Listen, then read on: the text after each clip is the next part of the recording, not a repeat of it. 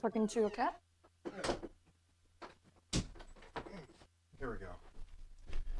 Okay. Is That's... your cat demanding pets again? Yeah.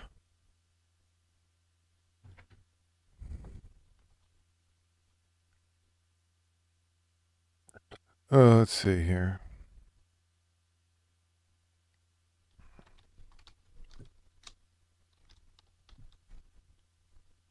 Also, since we are going to watch Conan and I will start later, it's going to be a very interesting experience. All right.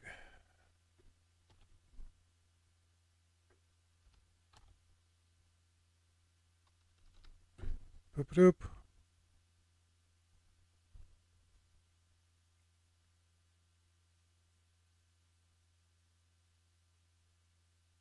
Boop. Put this over here.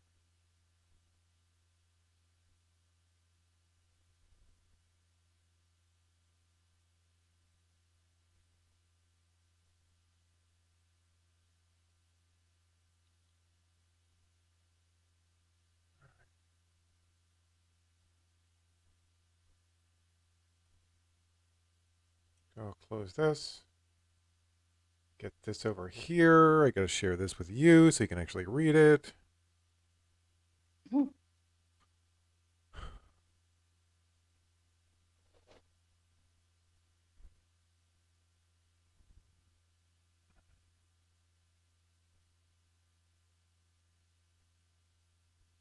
live.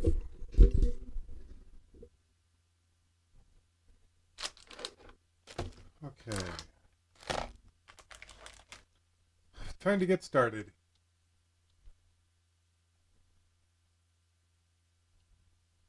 You can start first.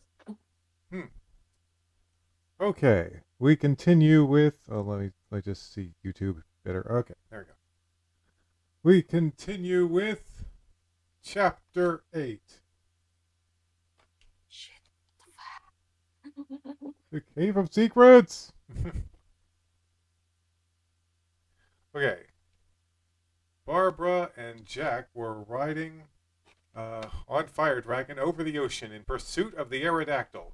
Jack looks behind and sees Dan and Cassie flying on Legend's back, with Josh and Sandy at their side on Iggy.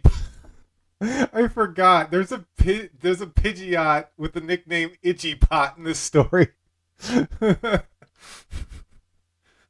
It's okay. Well, look who it is, he said to himself. Legend flies over beside Fire Dragon. So I'm assuming the scientists revived another treasure, Dan said sarcastically. It's an Aerodactyl this time, Jack replied. How do we stop it? Cassie asked. Oh, I'll just read the rest of this page. Yeah, it was a really short intro. Yeah. How do we stop it? We aren't even coming close, Barbara pointed out. Hey, I learned about Aerodactyls and... Okay, I like this line. I was reading this a little bit in advance earlier, and I noticed this line. What the... Hey, I learned about Aerodactyls in science. I think you could get a little bit more specific there than science. But okay. They're rock flying types. So if we push it into the water, it might weaken it enough to capture, Dan explained. Look out, Barbara screamed. Dan looked ahead to see a giant hyper beam headed for them. Legend, reflect it! Legend created a special field that bounces the beam back at Aerodactyl, momentarily stunning it. Now, Legend, agility! Slam it into the sea! But quickly, Legend flew faster and faster, making Aerodactyl dizzy. Then it smashed it into the water. As soon as it flew out, Barbara captured it with an Ultra Ball. Wow, that was anticlimactic. Okay. It's like, it flew out, it got captured. Okay. She knew that she had to say something. Guys, I'm so sorry I revived that thing. That's okay, Barbara, Dan. I think that's supposed to be assured. Yeah, we know it was an accident, Josh added.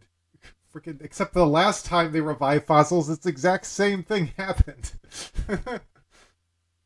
It's I mean, it's kind of funny. Like, I always I always thought it was funny how like they revive these Pokemon, these primitive Pokemon, some of them being very strong, and the scientists are like, here they are. And I'm like, how did you contain these things? They're so strong. Well, they do start at level 5 or something in the game, so whatever. Um, yeah, we know it was an accident. Actually, it wasn't an accident. You see, Jack explained. Barbara covers his mouth. Hey, look! Sandy pointed to a cave at the beach. Great, a cave, Dan exclaimed. Caves are some of the best places to catch Pokemon. There's a lot of great places to catch Pokemon. Land by that cave, Legend. Everyone lands on the beach and goes inside the cave. It's kind of dark in here, Cassie noticed. Maybe, but Thunderjet can lighten things up. Use Flash. The Thunderjet comes out from its ball and brightens the area up. That's what he just... going deeper into the cave, they start seeing ice crystals on the walls glowing brightly. Wow, it's beautiful, Cassie admired. Barbara feels something bumping her from behind. That hurt! What's wrong, Barb? Jack asked. Something hit me. Really? I don't see anything. They turn and Barbara gets hit again. Ow! There it is again. Who's there? Show yourself, Jack demanded. A dugong appears. Dugong's entire body is snow white, unharmed by even intense cold. It swims powerfully in icy waterfalls. Dugong, stop picking on my girlfriend! Tears rolling down Dugong's. I just called him Gugong. Wait, Carrie, you're still with me, right? Oh no! For crying! Okay, that's it. I'm using Discord on the browser. This happens every time I share my screen. I swear. Okay. Let's use Discord in the browser because for some reason browser Discord does not like sharing screens. No. Boy. Okay. Carrie? What happened? Are you okay? Stupid browser Discord crashed, so I switched over. Stupid application Discord crashed, so I switched over to the browser version. Okay. Share. Okay. I'm not sure when it cut off for you. That's okay. Let's see here. Oh, dang it, Discord, hide that stuff. Got a bunch of unnecessary things here. Let's see.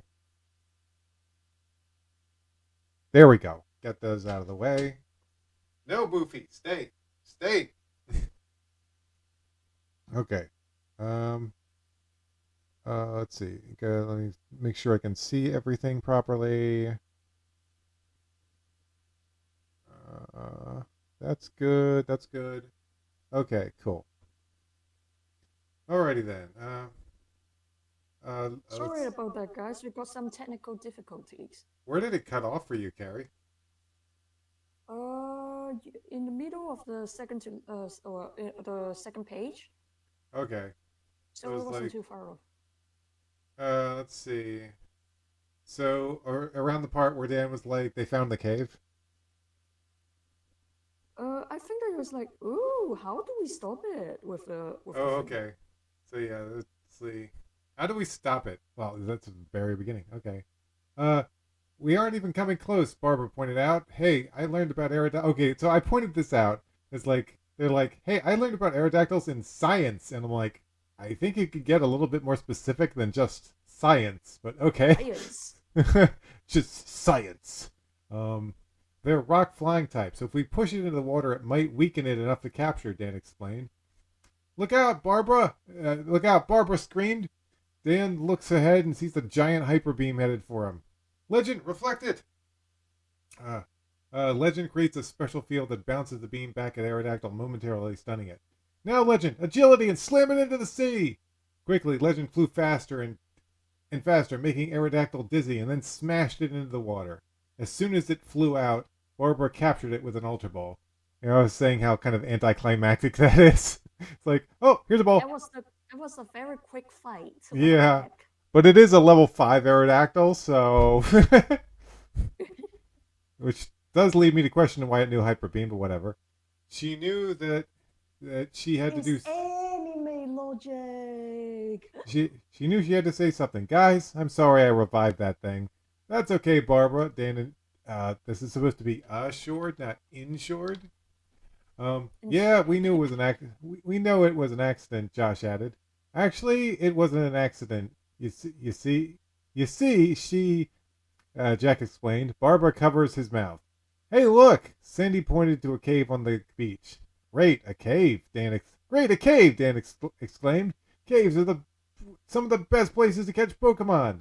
Land by the cave, legend. I was like, yeah, I just like to point out that Pokemon are everywhere, but I guess caves are kind of nice for that. Everyone lands on the beach and goes inside the cave. It's kind of dark in here, Cassie noticed. What? Hold on. What the? You okay? Yeah, I just got a message from somewhere, and I'm trying to figure out where it came from. I sent something onto your Discord. You don't have to read it yet. Oh, okay. Let me just get to do. There we go. Okay. Maybe Thunderjet can lighten things up. Use Flash. Thunderjet comes out from its ball and brightens the area up. Going deeper into the cave, they start seeing ice crystals on the walls glowing brightly. Wow, it's beautiful, Cassie admired. It's magical! Barbara feels something bump her from behind. Ow, that hurt. What's wrong, Barb? Jack asked. Something hit me. Really? I don't see anything. They turn and Barbara gets hit again. Ow! There it is again. Who's there? Show yourself, Jack demanded. Okay, so it says a dugong appears, but the first time I read this, I said googong. I called it a googong. Very funny, dude. Very funny. Okay. Dugong's entire body is snow white. Unharmed by even intense cold, it swims powerfully in icy waters. Dugong, stop picking on my girlfriend! Tears roll down Dugong's... I almost called him Googong again. Dugong's eyes. Oh, Jack, Dugong was just playing, weren't you? Barbara asked. Hey, I got it. I'll use the watch Tom... Oh, I always forget there's a watch in this story that translates Pokemon. That is insane to me. Like, that's crazy. I don't think that we have that in the series yet, right? Definitely not. Though that would be an interesting addition. Dugong begins to speak and Dan translates it. Can you imagine how the internal dialogue is going to be? Yeah, it's going to ask me to do water stream again. That would be interesting if Pokemon we could understand everything that they say all the time. Let's see. Here we go again. Lightning bolt or something. Let's see. Dugong begins to speak and Dan translate it. It says that all it wanted to do was have some fun. Dugongs just want to have fun. Dugongs just want to have fun. Jack, what did we say? Barbara asked, staring. Jack, what did we say? Barbara asked, staring at him. Okay, I'm sorry. Barbara feels a pinch and jumps into the air. All right, a Kingler, I can handle this, Jack remarked. Plant Piece, wrap it up. Jack's Venusaur used that's a weird thing. I didn't introduce the Kingler or anything. Whatever. Jack's Venusaur uses the Vine Whip, but Kingler crushes the vine in its claw. All right then, make it fall. Plant Piece shoots dozens of razor-edged leaves at the... I see. Fall, like autumn, like leaves falling. Anyway. Leaves at the crab, knocking it over. Of gold, green sleeves of my pure delight. Jack catches it in a great ball. I love how like nonchalant I am about Pokemon getting caught. It's like, throws a ball at it. It's done. They move through the cave and find a canyon with an ice cold stream flowing through it. Dan puts his hand in it and jumps back. This water is freezing! Well, you did find ice crystals. What were you expecting? You idiot! Everyone can hear noises coming from down the stream. Sounds like there's a lot of Pokemon. Whoa! God! I accidentally. Are you okay? I accidentally moved ahead here. Or moved back. hold on. Yeah, I moved back. Hold on. There we go. Everyone hears noises coming from down the stream. Sounds like there are a lot of Pokemon down there, Jack predicted. I'll just use my Pokemon to get there, Josh said. Me too. They all said at the same time. Well, they got water Pokemon. Of course they do that. As they ride through the cave, they did find... There are lots of Pokemon that catch a bunch of them too. This place is crawling with Pokemon, Josh remarked. A blue light suddenly appeared, blinding them for a few seconds. Okay, where's it coming from? Barbara asked. They got off their Pokemon and followed the light to a large nest with a blue egg around the size of a basketball. Okay, that's a very big egg. Yeah. What? Oh, Josh asked, astonished. It's some kind of egg. Yes, that was obvious, Barbara pointed out. Gee, where did you get that idea? Dan touches it and part of his hand freezes. Oh, that's unbelievably old. Jack removes a thermometer from his huge backpack and let's see how cold. He touches the egg with it and almost immediately freezes over. According to this thing, it's holy macaroni, 50 below zero, which is basically, in Fahrenheit terms, is very low. It's very yeah. Guys, that egg is this big. Imagine how big the mother is. Cassie theorized. We need to hide. Ditto became a huge rock. They hide behind the Ditto. And watch in amazement as the large bluebird flies towards the nest. I don't believe it. It's a killer. I have to catch it. I mean, like, that bird is kind of big, but big? How? But man, if okay, real talk. If it's that big in real life, it probably has to have really strong wings to defy gravity. Yeah. Don't even think about it. That Pokemon can turn us into permanent popsicles with its ice attacks, Jack warned. Articuno is a legendary bird Pokemon. It freezes water that is contained in a winter air and makes it snow. Articuno knew that something was going on. It could sense that something was near. Suddenly, a big electric net flew through the air, trapping it. It looks like recorders a birdie. A large group of rockets came into the cabin. A legendary bird on our side. Our Team Rocket will take over the entire planet. Not if I can help it. It's him. It's him. Guys, it's him. Perhaps we can kill two birds with one stone. Pokemon, go Onix. It's one stone Pokemon.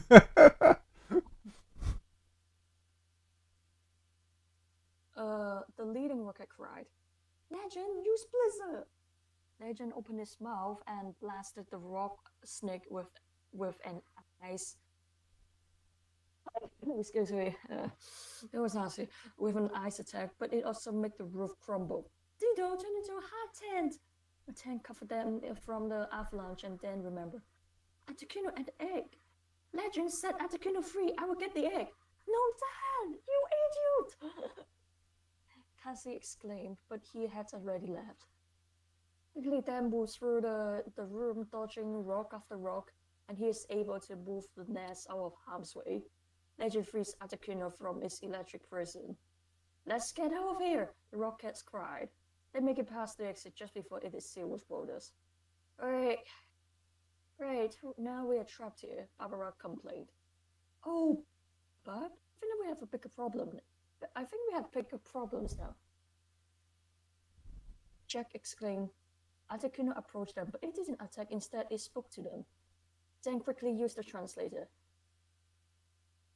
You saved me and my life. And my egg. Thank you. Welcome? You are truly a great trainer. Your skills and heart have touched me. As a gift for your deed, I will give you my egg. Your egg? But it's too cold. Now not if you hold it by the bottom. Hey, you're right. It's warm and barely weighs a thing. You say worm instead of warm. I said warm. Worm. Give it to me then, and I'll put it in my backpack. Jack offered.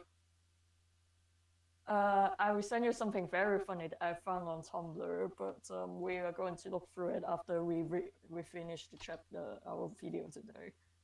Don't worry too much about it. It was just a laugh. I guess I'll get up some music.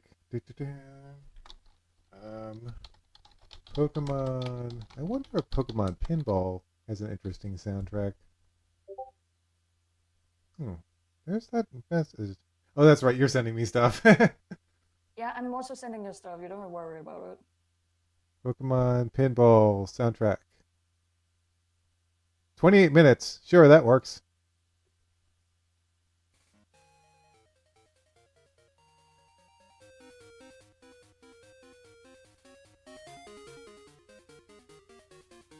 Okay, I think that's good enough. Pokemon Pinball soundtrack! Woohoo! Okay, back to me. Let's see. I tripped. Oh, my character's always getting mad. Stop being mad. Be glad. Alright, back to the story. I'm constantly on Ice Island and don't get many chances to care for it. You see, this is a better place for it to hatch.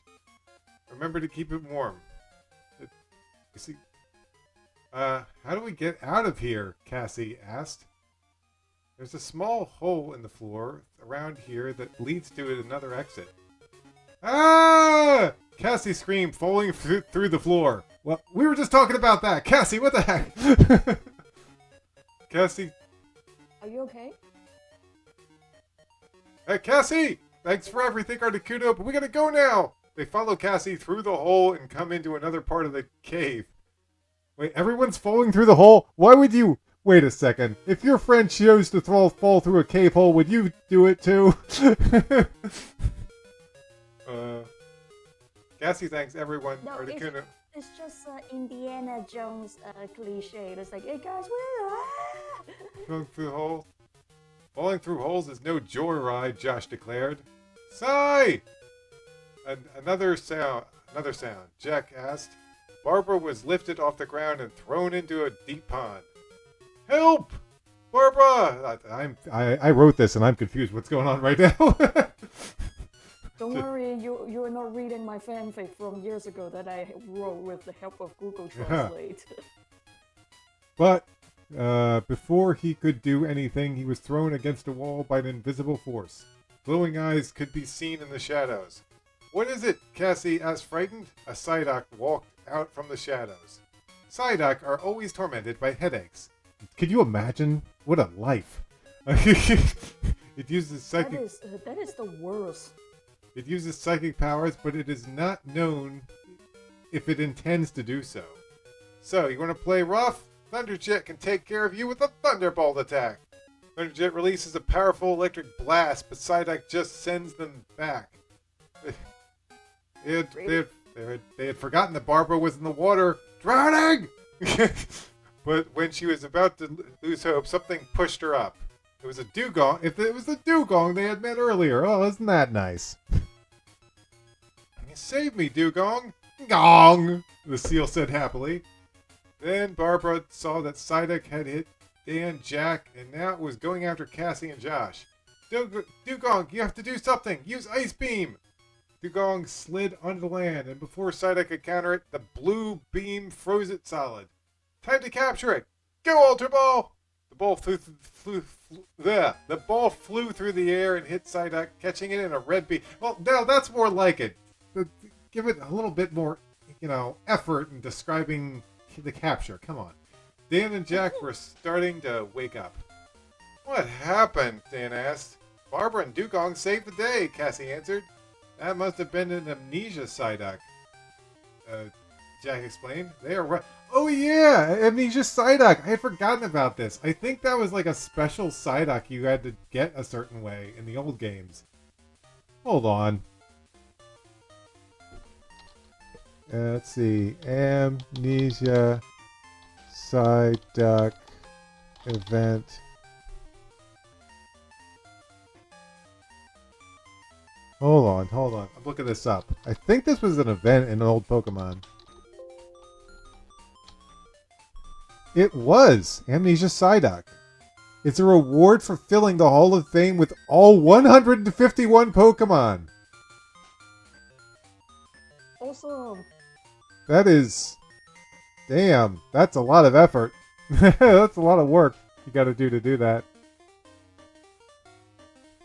Gotta do. Alright, let me see. Boop. Alright, and back to the story. Amnesia Psyduck, Jack explained, that they are rare and have the ability to double their power in seconds. It's really late. We have to Wait, seriously? They can wait, they can actually do that if they lost their memories? That's how the move Amnesia works. For some reason, it boosts your special attack. Of course, actually, when these games came out, it would boost both your special attack and special defense. Man, Amnesia was a broken move back then. It's really late. We have to find the exit and get back to the hotel, Dan said. They walked through the cave until seeing a glimmer of light.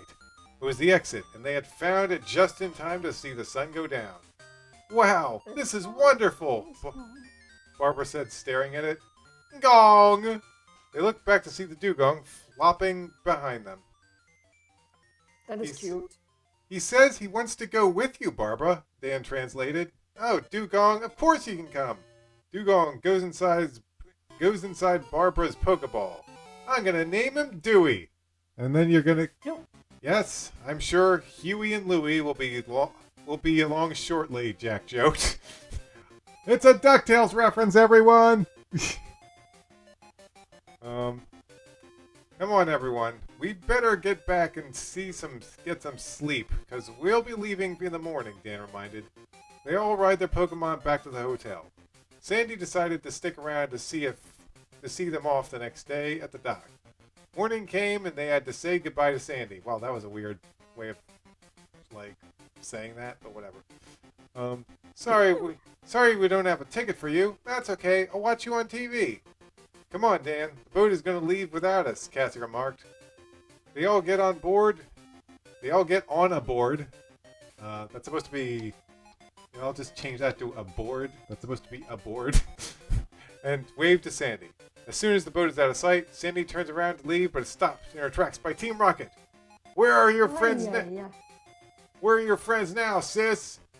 Nidoqueen, Horn Attack! Nidoqueen is released from her Pokeball and attack the Rockets with its horn. So you want to fight, huh? Well, Horn Attack this. Poliwrath, Hydro Pump! Nidoqueen fought hard, but couldn't stand up to the Poliwrath's powerful water blast. Two of the Rockets grabbed Sandy. Man, they keep kidnapping people every time the group leaves. They need to stick around a little bit longer. Wait, that was my turn. Hold up. Oh, yeah. Don't worry about it. Whoa, we almost finished with this page already. What the heck? Now we got you and your Pokemon as well as you have your friends as well. Peter post. Then I nearly forgot to seasickness with it, but it came back anyway. Then how much longer do we have to stay on this rocking boat? Josh asked. Just one more day and we'll be on Prism League. He replied. He imagined meeting you losers there. Anton saw Nick in a neon t-shirt and blue shorts. And he was with a girl of his age. She was wearing a red tank top with pink jeans. Wait, they have pink jeans? Seriously? Pink jeans? Man, that's weird. I would love to see the color though. Could you just... Oh my god. Hold on, let me do my best Mean Girl impression. Oh my god, could you just get lost? And I don't want to battle. Who said anything about battle? I want to humiliate you in Prism League. Who is she? Cassie asked, pointing at the girl. This is Beatrice. She's my biggest fan. Nice to meet you, she greeted. And was shocked. She didn't seem to like Nick's type at all. Of course, then again, he didn't think Nick Nick has to type. I had to type. Well, we wasted enough time with you. Booms, let's go. Oh, and then I will see you at the stadium. You bet you will, Dan shouted.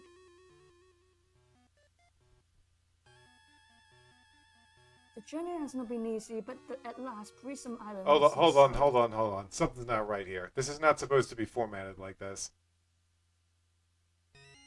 Oh gosh, it's not supposed to be formatted like that either. What is up with this file? Okay, it kind of gets normal at this point. Right around here. Okay. Boom. There we go. And boom. There we go. Okay, I think that fixed it.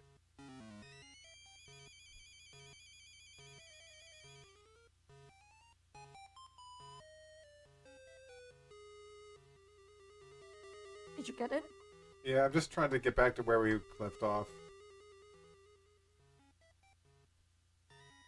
Okay, yeah, it's down here. It's right after you introduce us to Beatrice. Beatrice! Well, hold on. No, this is the... Wait, no, yeah, we did just get here, didn't we? Yeah, we did. The journey had not been easy, but the Prism Island at last was in sight. Remind me never to travel to the sea again. Damn boy. Relax, Prism Island is just a few minutes away, Jack replied. Once they disembarked to the island, a loudspeaker is heard. Welcome, all trainers, to Prism Isle, home to Prism League. In 3 days, the Prism Championship will take place. For those of you who have earned at least 8 badges, please sign up now at the Pokemon Center. Well, we better sign up, Barbara said. They found a Pokemon Center and asked Nurse Joy where to sign up. You see those people over there? She pointed to some women at the desk. Just talk to them and they will give you all the info you need. Then goes over to one of the girls. Are you here to participate in the league? Yes. Just let me see your Pokédex and badges. Then gives her and she puts his Pokédex in some kind of computer. She've catch over 60 different species of Pokemon and 8 gym badges. This is how the Prism League works. Trainers are split up into 2 sides, red and blue. Ruby Blue, unlike the other Pokemon leagues, we have double elimination instead of single. Now there are 4 championships that you can try for: Minor, Petite, Poke, and for the Advanced Prime. Now your status will make you ineligible to enter in the minor, or I will suggest the Poke, the minor or Pika. Why did I see Petite? When is Pika? I think when you mentioned Pika in previous sentence. Because you just said minor, Petite, Poke, or for the Advanced Prime. Yeah. And then I'm like... I would suggest the Poke Championship. Yeah, your turn. Okay. Let's see.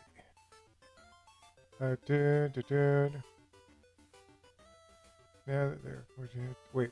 Okay. Yeah. Now status is eligible to enter the minor. Okay. Is Norman Freeman, and every time I hear that damn name, I just think Gordon Freeman from Half-Life. Okay. Let me just make sure I can see everything. Okay, cool. Is Norman Freeman entering? Dan asked. Oh, that old gambler? Yes, I believe he's entering the Prime Cup. Then that's what I want to be in. I should warn you, this is extremely difficult and not recommended to an 8.01 trainer. Of course, the computer grades you on your captures and badges. It can't tell you it can't tell how you handle yourself in battle. Are you sure this is what you want to enter in? Absolutely. All right, then. Your first battle is at 12:30 p.m. this Monday. Thanks. Dan took his things and met his friends. Dan, what did you enter in?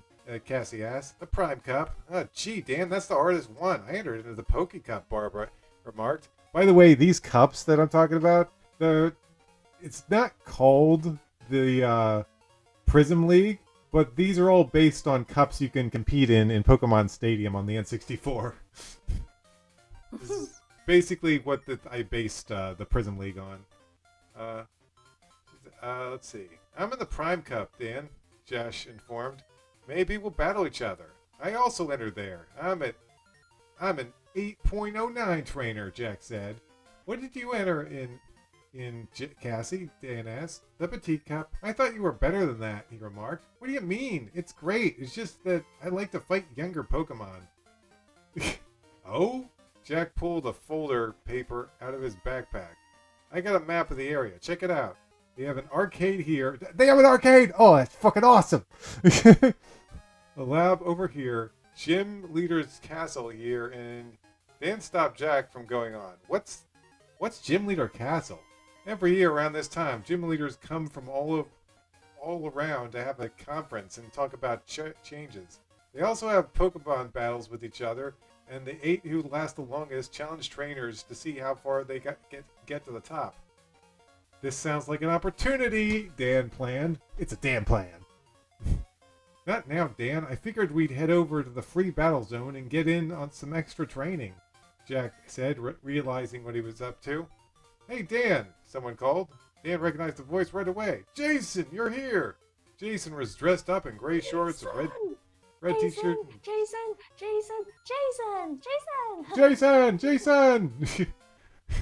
Yes, I've been looking for you. So, did you sign up? I'm in the Prime Cup. Do you think that you have enough experience? Sure. Well, I'm in it too, so you better have the experience. Experience is all about experience. Experience outweighs the age. We're going over to the free battle zone. Want to come with us? You bet. My Pokemon are gonna need all the power that they can get. Did he just rhyme? You bet. What? Okay, he didn't rhyme, but it was close. The free battle zone was a large grassy field. That's also based on Pokemon Stadium. There's like an area where you can have free battles. Lots of trainers were there ready to battle. Dan overheard a boy bragging, "No one can beat me! I'm the best!" I'm the best.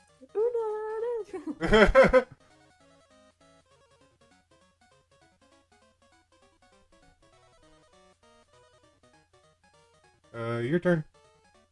Wait, hold up. My thingy just looked me up on Tumblr. What the hell? Why does it always do that every 3 days? That doesn't make any sense. That is annoying.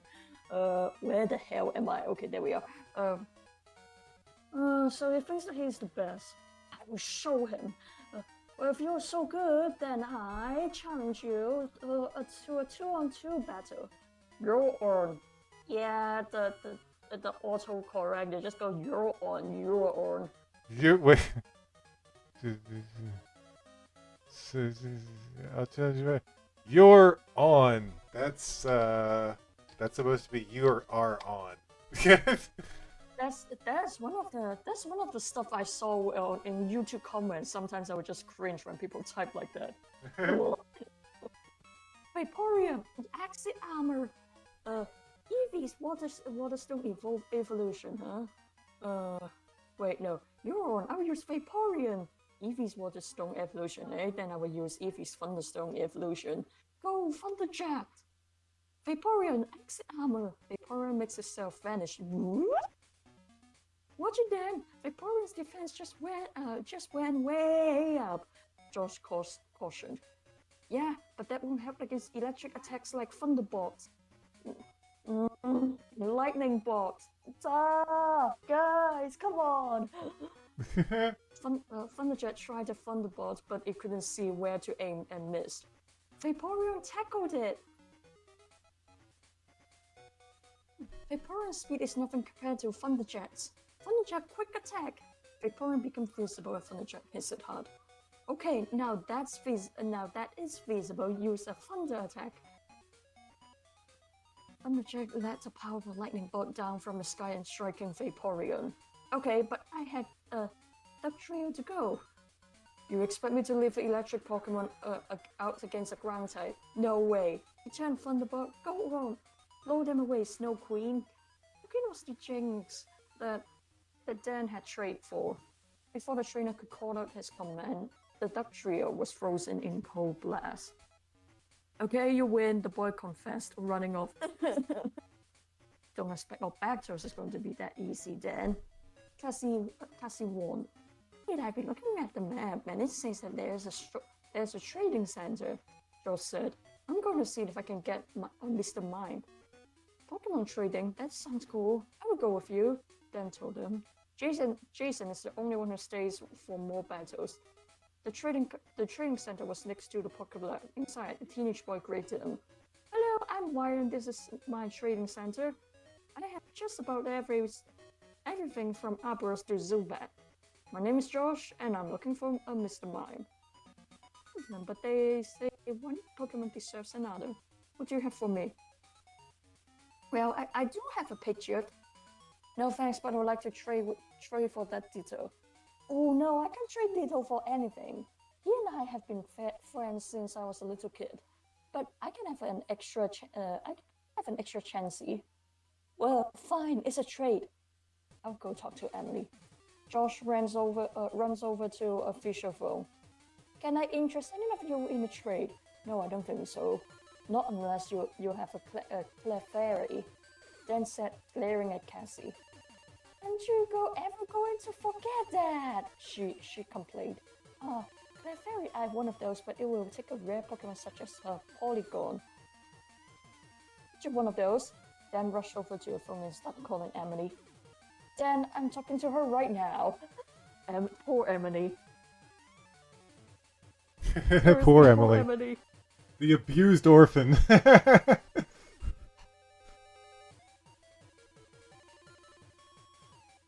The abuse. Oh, for God's sake. Oh, right. It's my turn, isn't it? Yes, it is. Okay, let's see. Oh, right. Well, when you're done, I need to talk to her. Okay, I'm done now. Josh walks away with his Chansey, and Dan talks to Emily. Emily, I need a Porygon. Why do you need him? To battle?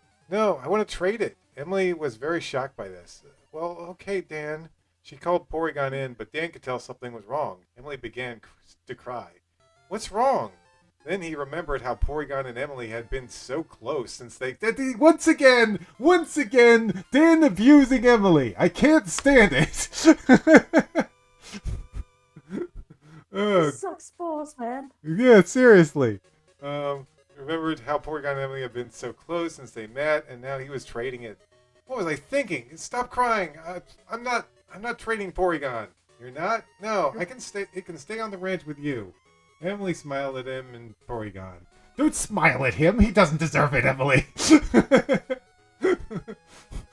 Emily, you know he's a sociopath. He's a sociopath.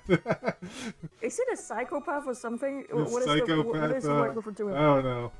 Oh, thank you, Dan. You know, you should use him in battle. He's gotten strong living here. I bet he has. Well, I better get going. Okay, bye, Dan, and thank you. You're thanking him. Anyway. Why would you thank him anyways? He sucks. He's done nothing but cause you pain. Yes, Dan turned and saw Josh jumping around with a Pokeball. At last, I have a Mr. Mime to add to my mimicking collection. First, it was Ditto, then Pidgeot with Mirror Move, and now I have a mimicking mime. You like mimicking. Say, are you from the House of Imite? Yes, how'd you guess? I came there a few years back. You and your sister put on a great show. How is she, anyway? The words of the rocket began racing through Josh's head. If you don't show up in 3 days with your friend's Pokemon, something could happen to her. It was the third day. What do you mean it's the third day? Oh my gosh! That's not good. Guys. Well, that sucks. And how did you forget it was the third day? Your sister's life is on the line. That should be like the only thing you're focusing on right now. Guys. Well, that sucks. Guys, I have to go. That sucks. What do you mean, Josh? Dan asked. Josh didn't answer and ran out. I wonder what he's up to, Barbara said. Jack knew something was up. You better not betray us, Josh, he thought. Oh, jeez, he has no faith in Josh at all. Yikes. I thought you were friends, man. Are we not friends? Jack then ran after him without saying a word. Great, now he's gone, Barbara complained. boys, Cassie sighed. Hey! Dan and Wire protested. Jack ran around a corner and called for Mew. A feline creature flew over and landed on Jack's shoulder. Listen, Mew. Oh, can I call you Meow? It nodded at him. Meow, I want you to follow Josh, and find out what he's up to. I don't usually resort to spying, but I found out he's part of Team Rocket, so find him. Meow begins talking to Jack telepathically. I won't let him know I'm even there. Jack knew that he could do that because Mew had the ability to transform into nearly anything. Meow disappeared, and Dan and the rest came up to Jack. Why did you run out like that? Barbara asked. I just wanted to get some fresh air. Hey, Dan, you were interested in the gym leader's castle. Why don't we check it out? Check out its Hall of Fame. Sounds good to me, he replied. The Hall of Fame was a large building outside the stadium. It was filled with statues of past champions and their Pokemon. This place has so many statues, Barbara noticed. Yes, although our stadium was only built a few years ago, the gym leader's castle has been around for a much longer time, said the guide, taking them on the tour. Where did this guide come from? Dan noticed one exhibit that had a statue of someone he thought he saw. Who's this guy? That was the last year's champion in the Prime Cup, Brian Coolio. What the fucking kind of name is that? Wait, I think that it was my turn. Sorry about that. Oh, yeah.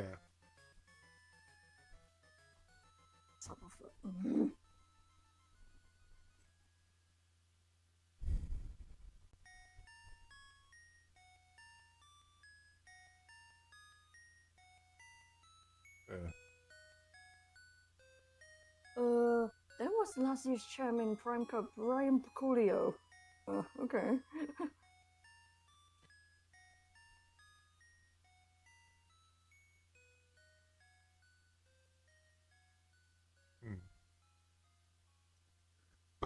Still there? Let's see. Sorry. You see, so Dan saw that only 5 of his Pokemon were carved statues, and one of them was a simple rock. I've been wondering about that rock. You see, somebody only used those 5 and never that one there. In fact, he never had to. He has never lost one battle. After they saw all there was to the Hall of Fame, they decided to go to the Pokemon playground, where Magikarp and were splashing. Rattatas were Rattatas were racing and Econs were rapping. Oh, hold on for a second, Carrie. We got someone in the live stream. Welcome to our live stream. Hello, Anna. Anna was just watching me play Splatoon earlier today. This is my friend Carrie. She lives in Hong Kong. I live very far away. Yes, you do. Super quick summary. Basically, kind of retelling the story from the first 2 Pokemon games with our main character Dan. And he's got his friend named Jack, who's the psychic, and several other friends they're traveling around with. And right now they're in the Prism League, which is this really cool Pokemon League based on the Pokemon Stadium games. And that gets you caught up, kind of. There's a lot of other stuff going on, but I can't go through it all. So hopefully that's a good enough summary. Anyway, dang it, where did we leave off? Don't worry about it. Oh yeah. I also wanted to mention that this, where it says the Pokemon Playground, where Magikarp are splashing, Rattatas are racing, and Ekans are rapping. That's actually based on mini games from Pokemon Stadium. There was I can't remember exactly what it was, but yeah, there was the mini game where Rattatas are in a race. There's one where Ekans, you have to throw them around like poles or something, I think. And I can't remember what the Magikarp one was. But those were some really fun mini games. I gotta go back and play those sometime. They are probably very funny, right? Also. Okay. So yeah, you can continue now. Okay, pardon me. This place is where trainers let their Pokemon relax from battle and practice their attacks, Jack explained. Then I will let my Pokemon relax. Legends, Thunderjack, Trickster, Snow Queen, Tsunami, and Rocky go have some fun. Rocky! Flicker, really? Oh, and a really quick translation. Dragonite, Jolteon, Gengar, Jinx, and Seadra. Got them. There you go. Those were what those Pokemon are. Just wanted to let you know. Okay, you can continue, Carrie. Yeah, that's kind of there. uh, why did you bring that Chansey, Jack? Chansey are one of my first is one of my first Pokemon. I named her Hopeful after an incident I woke up with in a Pokemon Center with Hopeful by my side, and we have been very good friends ever since. At Dragonite A Kid, a man showed up the step up to Dan. Dan could remember this face somewhere, but he couldn't remember where. You must be pretty good to have caught and trained one of those. Then he realized who it was. You're Norman Freeman. Yeah, you are. Yeah, Norman I keep Freeman. making that mistake. Dang it. That's So you have heard of me. You bet. You're the main reason I'm here. I want to battle you in the Prime Cup. Oh, very spunky you are. I wish you good luck. Goodbye for now. Norman shakes Dan's hand and walks away. Dan felt great to be given love by such a great trainer. Hey, look, it's Jason again. Two of Jason's Pokemon were hooked up to an electric machine. Yo, Dan, look at my Pokemon competing to see who can light up the light bulb first. Which one's ours and yours? I don't know what you were typing in that one. which ones? Okay, this line confuses me right here. Which ones? I think it's just supposed to be which one's yours. I think which one is yours, like that. I think that's supposed to be.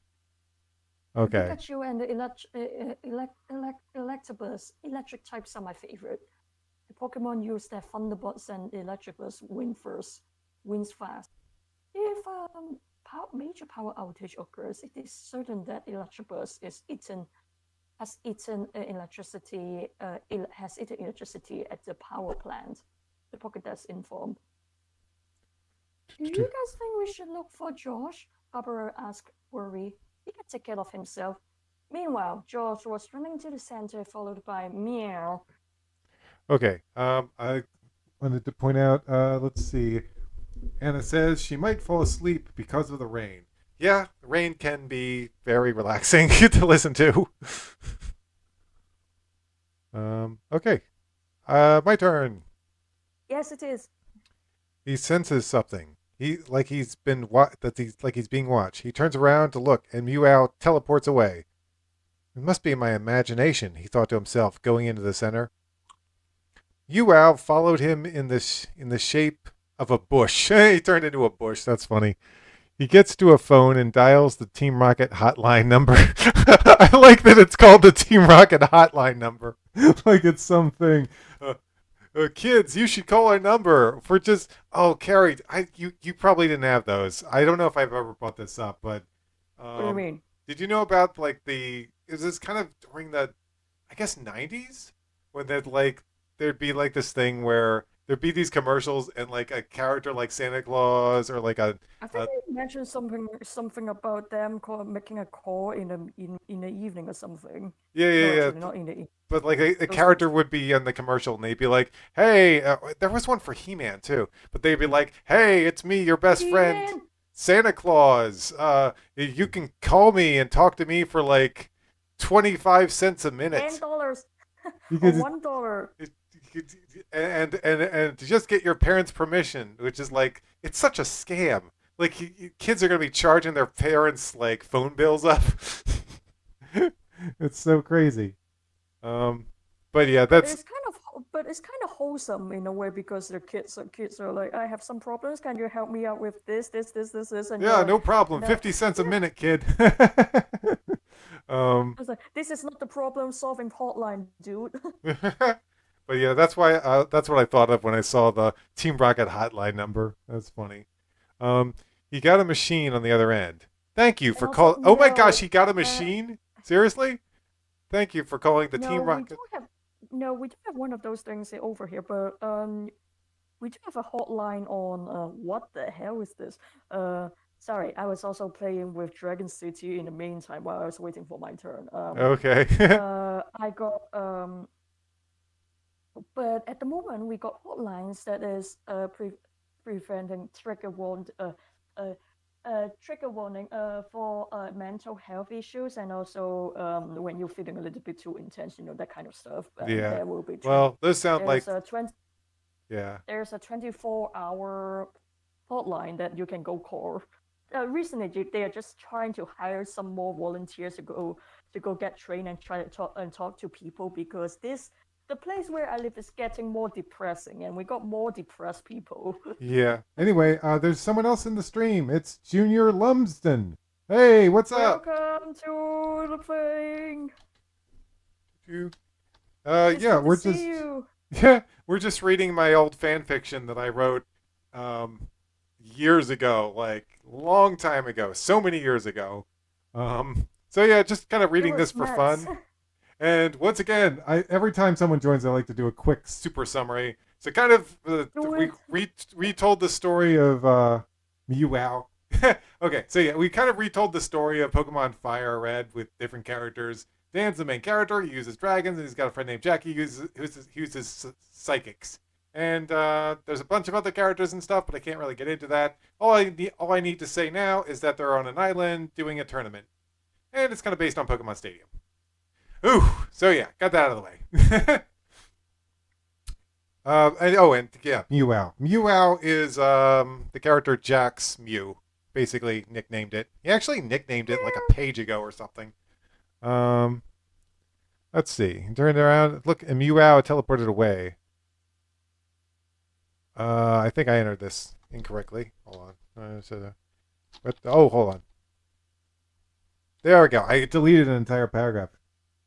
I 100% understanded that. Wow. I'm impressed. Okay. So it must be my imagination. He thought it was, I accidentally deleted part of the story, but I just brought it back a second ago. It's a phone and dials the Team Rocket hotline. He gets a machine on the other end. Thank you for calling the Team Rocket hotline. If you need a giant vacuum, press 1 now. If you need ice guns, press 2 now. Okay, that's kind of funny. Anyway. Oh, brother. If you need to talk about ransom, press 3 now. Josh presses 3. You have chosen the ransom option. Please wait. The Pokemon theme music starts. Oh my gosh, this is so corny. Well, yes, you write it when you during our teenage years. So how corny can it be? It couldn't get any worse, because we are corny as kids. Okay, Anna. Well, thanks for being here on the live stream. Anyway, let's see. Thanks for coming, Anna, dear. Okay. Love this song. Rocket answers the phone. Why haven't you come yet, Josh? I need more time. You got all the time that you're going to get. So, a voice in the background stops the rocket. Boss wants to speak with you. Giovanni's face appeared on the screen. So good to see you, Josh. What have you done with my sister, Giovanni? Oh, she's perfectly all right for now. So you need more time. Very well. I will give you 3 more days. Wow, that's super generous. Holy crap. I don't think Giovanni is that. I'd be like, I give you an hour or something. But this time, if you don't show up with a Pokemon, and then someone will get hurt. Giovanni's face disappeared. Josh didn't know what to do. It was time to make a choice: either save his sister or keep his friends. Let's see. Boop. It was 11:30 at night. Now, and had blah, blah, blah, blah. It was 11:30 at night now, and had Josh just entered the bathroom. What the? I don't know why I said it like that, and maybe it just removed the hat there. Anyway, all the trainers were asleep in their bunks except Dan. Where have you been, Josh? He whispered. Where have you been? Josh acted as if he hadn't even heard him and jumped into his bed. Dan just shook his head and went to sleep. In the morning, Cassie woke up and looked across the room, noticing that Dan wasn't in his bunk bed. Jack, where did Dan go? Jack was barely awake. Huh? What were you saying? Dan's gone. Oh, he said he was going to go to the gym leader's castle, he replied, not thinking what he was saying. Oh! A moment goes by, and then they realize what he just said. Gym leader's castle! They shouted, being shushed by the other trainers. Why didn't you stop him, she asked. I was too tired to think. Dan doesn't know what he's getting himself into. Those gym leaders are incredibly powerful. You have to go after them. They both look at Barbara and Josh. Let's just let them snooze. Let them snooze, please. Oh yeah, it's your Cassie and turn. Jack get up and run outside. Dan was already approaching the castle gate where the few other trainers were standing. Jason was one of them. Dan, don't tell me you're here to take on the gym leaders. Why not? You don't even have enough skills. Listen here, you may have been a Pokemon trainer longer than me, but it doesn't mean that I'm not good enough. These trainers are hard. Well, I'm gonna try anyway. Then I will go with you. What? Huh? That was a whiplash. Yeah, that was the whiplash. He's like, "You're not good enough. You're not ready for this. You're not prepared. I'm gonna do it anyway." Okay, well, let's go. I thought that Dan was going to be, listen here, you little shit, or something. I'm fighting the Elite Four in Brilliant Diamond and Shining Pearl. So if Gym Leader's Castle, whatever that is, Dan's done for. That actually was. Hey, Junior, have you ever played Pokemon Stadium? Because that's kind of what this is all based on. There was actually a Gym Leader's Castle in Pokemon Stadium. I think 1 and 2 both had it. Come to think of it. I can't be 100% on that, though. Okay. Boy, they're brave, one girl said. Either that or incredibly stupid. No, I didn't have the game. Oh, that's too bad. Dan and Jason walked up to the tower where a symbol was hanging. That must be their badge, Dan theorized. Hey, I know that badge. It's the boulder badge from Pewter City. They use rock types. Then I know what's just what to use. Let's go in. Inside there's a man sitting on the floor besides a pile of rocks. His world slanted. So you were here to challenge this castle, he asked. You bet, I'm Jason. No, I'm Dan. This is Jason. Ah, dang it. I'm Flint. Hey, yabba dabba doo. One of you can try at a time. Dan looked at Jason. Go ahead, Dan. I want to see how good you are. 2 Pokemon each with no time limit. Flint called, Go Graveler! Gravelers are often rolling down mountain trails. Obstacles are just things to roll over, not avoid. Tsunami, I choose you! Graveler! Body Slam! Water Gun! Graveler leaped into the air about Tsunami, but it was blown away with the water that came out of Tsunami's nozzle. Both Graveler's types are weak towards water, so the attack took it out. Jason said, Okay, kid, you lucked out that time. Now I will use Onix. Tsunami, use Water Gun. Find it. The rock snake coiled around Tsunami and squeezed it hard. Tsunami couldn't attack and fainted. It looks fatal. Fatality. Onix wins fatality. Okay then, Tsunami, you have done your job. Come back. Do a trigger. Find it, Onix. Onix tries to get a hold on the ghost, but its body only goes through it. Mega Drain it, Trigger. Trigger drains all of Onix's remaining strength. I did! I beat the first gym leader! Pretty good, Dan. Don't celebrate yet, kid. You still have 7 left. Here, take this. It's the key to the next tower. The next tower. Dan takes the key and they head to the next tower, but behind them, Jack and Cassie are just catching up. We're almost at the gate, Cassie. They go over and talk to the trainers that were there before. We saw 2 guys go in there, and one was named Dan. Did it get... I guess his name got mentioned or something. I wish I knew what Pokemon that were named these. Oh, do you want to know what the Pokemon are? The nickname Pokemon are? We can just mention that. Like the Tsunami was let's see. I think they just used Tsunami? Yeah, Tsunami. Oh yeah, okay. Tsunami is the Seadra and Tricker is the Gengar. Okay. Let's see. We'll just mention that anytime we bring up a new nickname, we'll just mention what Pokemon they are. Almost at the gate, Cassie. They go over and talk to trainers. There's a net named Dan. Okay. Thanks, Cassie said, following Jack into the castle. I've never seen I've never seen this badge before, Jason admitted. They were at the entrance to the second tower now, and the symbol was a triangle with another triangle in it. Dan puts the key in the lock, and they enter. This time, the place was full of beehives and webs. A girl greeted them, and Oh, Dan yikes. and a girl greeted them, and Dan recognized her. You're Nick's friend, Beatrice. Oh, I get it now, Beatrice, because she uses bug Pokemon.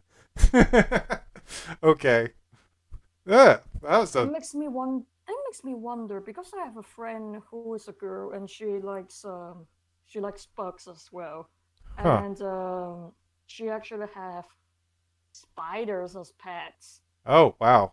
So she would be a bug gym leader then, you think? And she actually also an exhibition nearby where I live, and it was depicting us the spider cave from Journey to the West. Huh, Uh, interesting. there aren't any spiders in it, but there are paintings of spiders, and then paintings of spiders in different life stages, and also it was a silky place, and it was kind of dark, and it literally just said, "Do not be afraid." There are Huh. lots of paintings in here.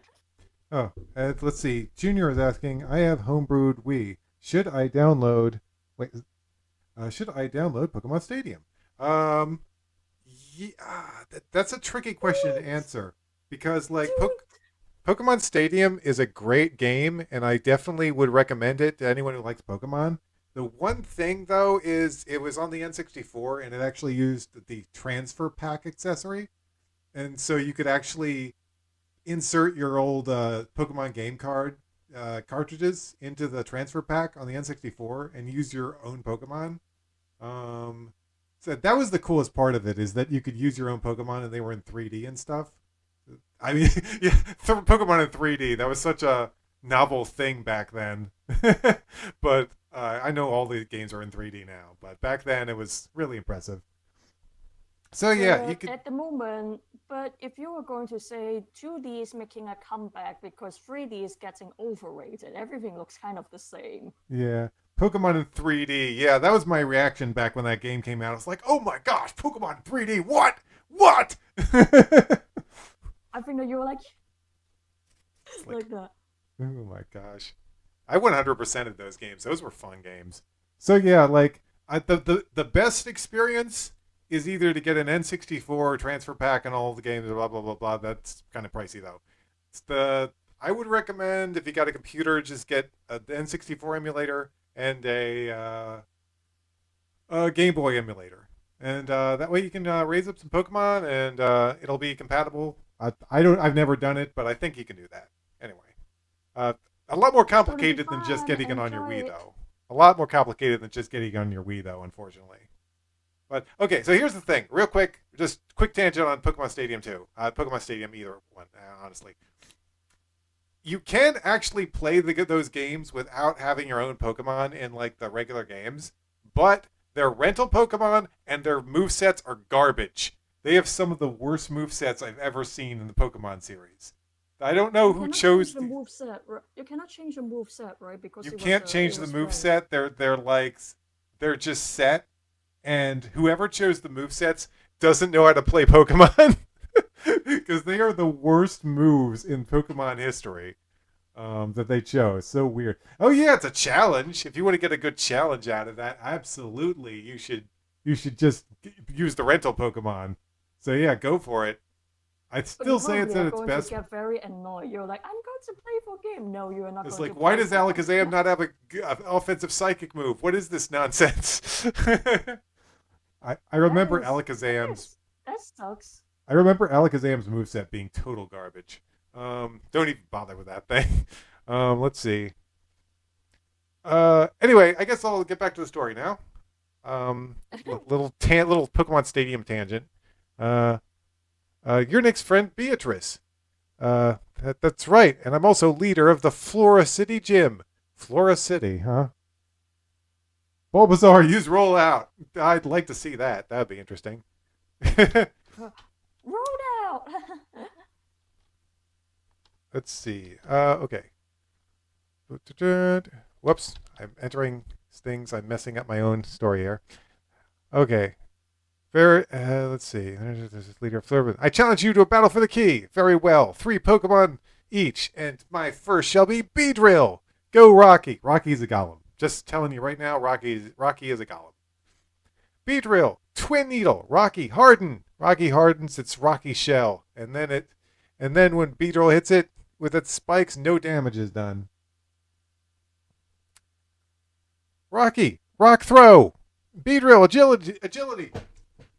Beedrill dodges the attack. I make agility work a little bit different than it does in the video games, but whatever. Rocky, body slam. Beedrill, poison sting. Yeah, that was a stupid move in my opinion. Poison sting on a Pokemon that's gonna body slam you. That's a bad idea. Rocky is able to jump on top of Beedrill. Oh gosh, that bird is dead. That bug is dead, and bring it to the floor. But Beedrill sinks its spike into Rocky, poisoning it. Whoa! It succeeded. I didn't see that coming. Now, while it's on the floor, earthquake! The ground rumbles, and Beedrill was hit by the land. The poison was taking its toll on Rocky, and both trainers called their Pokemon back. Butterfree, go! I almost called it Butterfly. We're incoming. We got a new special Pokemon. It's called Butterfly, and it's a fire bug type Pokemon that looks like a butterfly on fire. Oh gosh, it's on fire. Actually, we do have like a fiery moth Pokemon. What is that thing called? Let's see. Its lower form is called Larvesta, and then it evolves into blanking on the name. Junior, do you know what it's called? Larvesta evolves into crap, what is that thing called? Whatever. Flying type Pokemon. Thunderjet. Give it a Thunderbolt. Thunderjet respond. Thunderjet. Volcarona. Yes, that one. That's the one I was thinking of. Okay. So, and also introducing a new Pokemon, Thunderjet. Thunderjet is a Jolteon. Thunderjet responded quickly by knocking the Butterfree out with one electric attack. Okay, honestly, that's probably the result you get in the video games. Butterfree's not standing up to a Thunderbolt from a Jolteon. Mantis. Let's see. Thunderjet responded quickly by knocking Butterfree out with one electric attack. Okay, that's it. Scyther, it's time. Double team. The praying mantis moved fast and made Thunderjet think there were 3 of them. Sword dance. Thunderjet. Sand attack. Thunderjet kicks sand at the Scyther, trying to blind it. But the Scyther spun so fast that it only came back at it. Slash it! Thunderjet, look out! Dan shouted. But Thunderjet was too busy trying to clear its eyes that it didn't see Scyther and got slashed by its sharp blades. Oh no, what Pokemon can I use now? Wait a second, most of Scyther's attacks are normal, and those won't work against Tricker, go! As I said before, Tricker is Gengar. Scyther, wing attack! Tricker, confuse... I'm going to name him Trickster, sorry, interruption.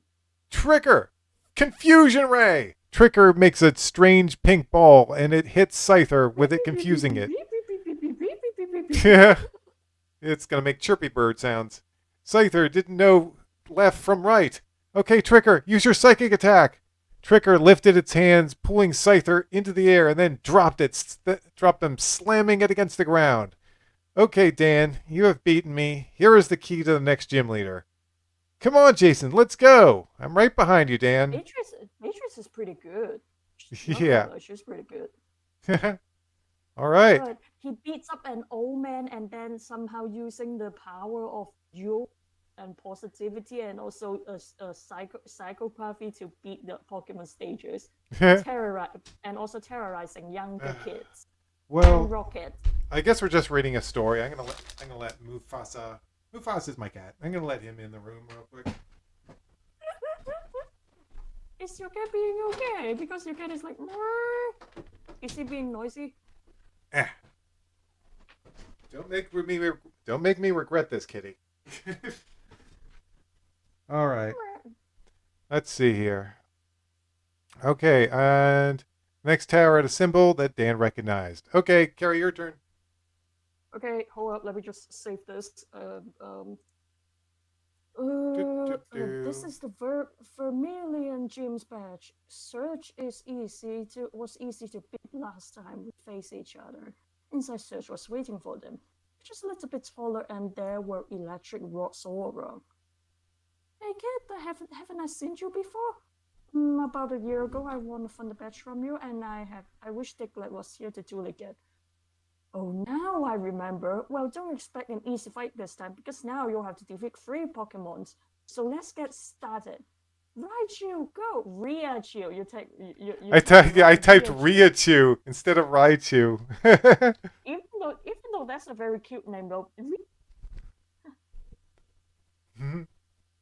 Trigger, I choose you. Confusion Ray. Raichu. I called it Raichu. Hold on, I called it Raichu 3 times. I called it Raichu here. Oh my gosh! Hold on. Give me a second. How many times did I call this thing Raichu? Find all. Oh my gosh! Hold on. I got a better idea. We're gonna look for Iachu.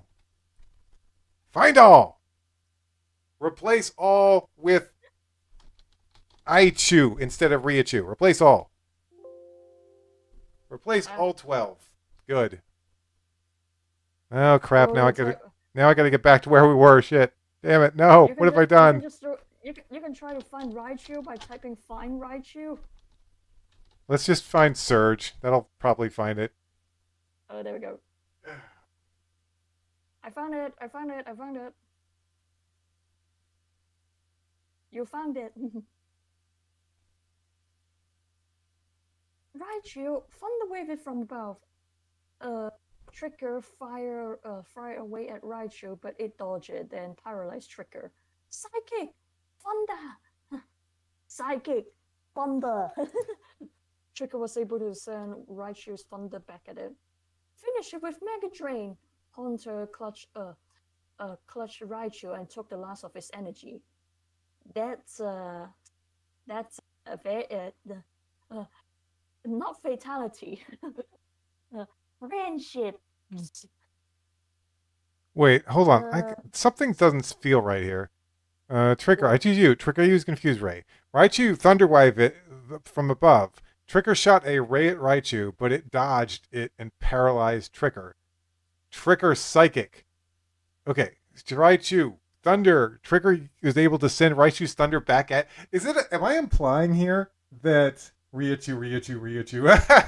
Yeah, that was my bad. That was definitely a mistake. Anyway, am I implying here that Trigger used Psychic to redirect a thunder attack? Because that's pretty crazy. I don't think Ghost can do that, right? I don't think Psychic would be able to redirect. I don't know, maybe, but that's kind of weird. That's only a Wobbuffet thing to do though, because Wobbuffet can do that, but we don't have that yet. We don't have Wobbuffet yet. Yeah. Let's see. Thunder Wave. Let's see. Trigger shot Raichu. Dodge it and paralyze Trigger. Raichu Thunder. Anyway, wait. Were you reading? I was reading. Hold okay. on, let me just. Whoa.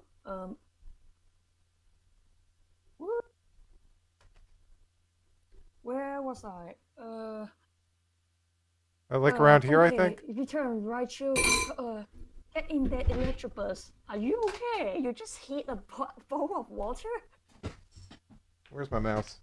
I need my mouse.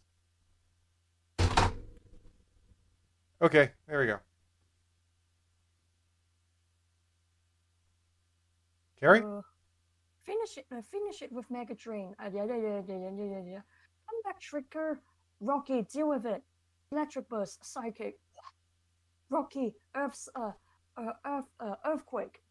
Dan didn't think Electric Burst has a new psychic attack. Rocky was flung against the wall, but it made a quick comeback and slammed itself to the ground to make it crash into Electric Burst. Okay, kid, let's go. Never seen that one before. Let Lictong's tongue spans almost 7 feet and moves more freely than its forelegs. Its legs can cause paralysis. Uh, Lictong Blizzard, the pink creature led to the cold, windy blast that knocked Rocky down. Hey, do we have in the original Pokemon or not yet? What was that? Do we have Lictong in the first Pokemon games or not? Oh yeah, really? yeah. Lickitung was in the first Pokemon games. Yeah. Okay. Fine. It's time to bring out Snow Queen. Lickitung Thunderbolt. Snow Queen, show the pink slot the real Blizzard. Snow Queen lets out a larger and more powerful ice blast that sends it Lickitung rolling away. What was Snow Queen again? Oh, we haven't brought that up yet. Snow Queen is a Jinx. Oh yeah, no, we have mentioned that, but she's a Snow Queen. Okay. You have beat me, but you're still far away from the end. Here's the key. Oh my god, he beat up the guy again. Your Pokemon look a little tired, Jason points out. Rob, I stuck my bag full of restoratives and potions. You psychopath! After healing all his bruised Pokemon, Dan went onward to the next tower. This is the Rainbow Badge. They use grass types, Dan explained. In this tower, there were flowers and exotic plants all over the gym. Erica was waiting there. Is Erica the name? Because that's also a very American name. Erica. Yep, she was actually that's actually her name in the original games. Okay.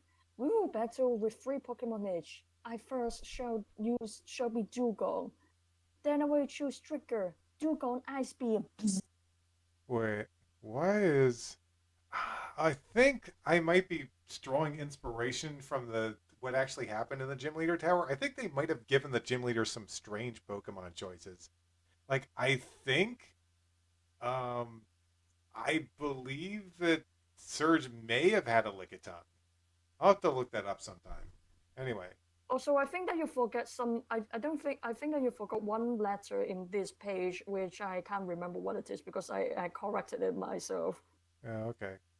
Anyway, so you might have to come back to this page later. Okay. Let's see. Okay, back to me, I guess. Okay.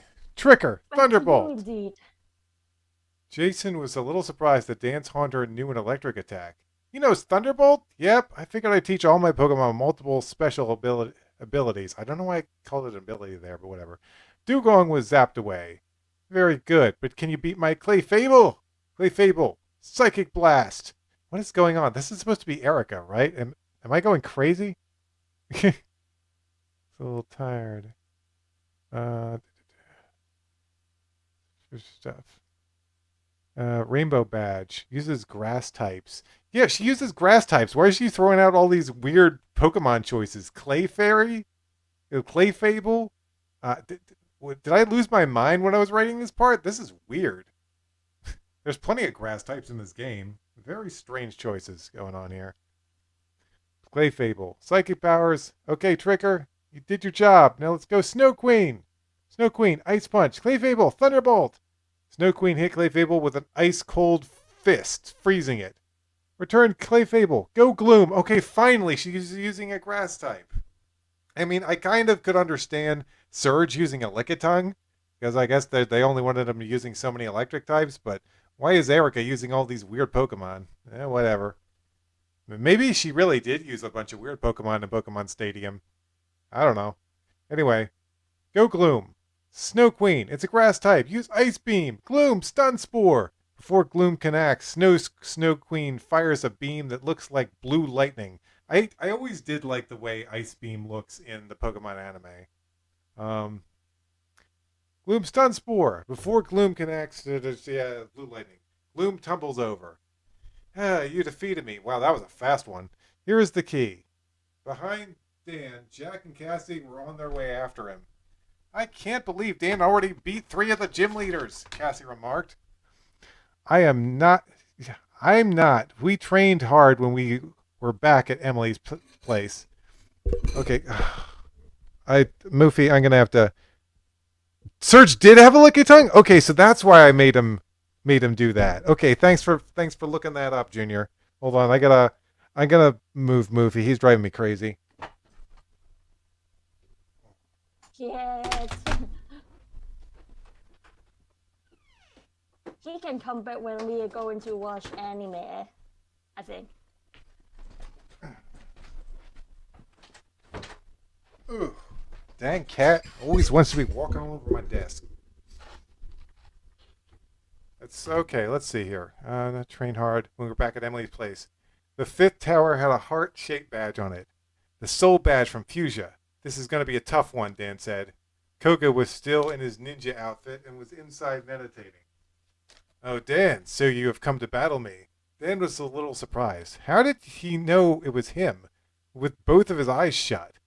How did you know it was me? A ninja sees all.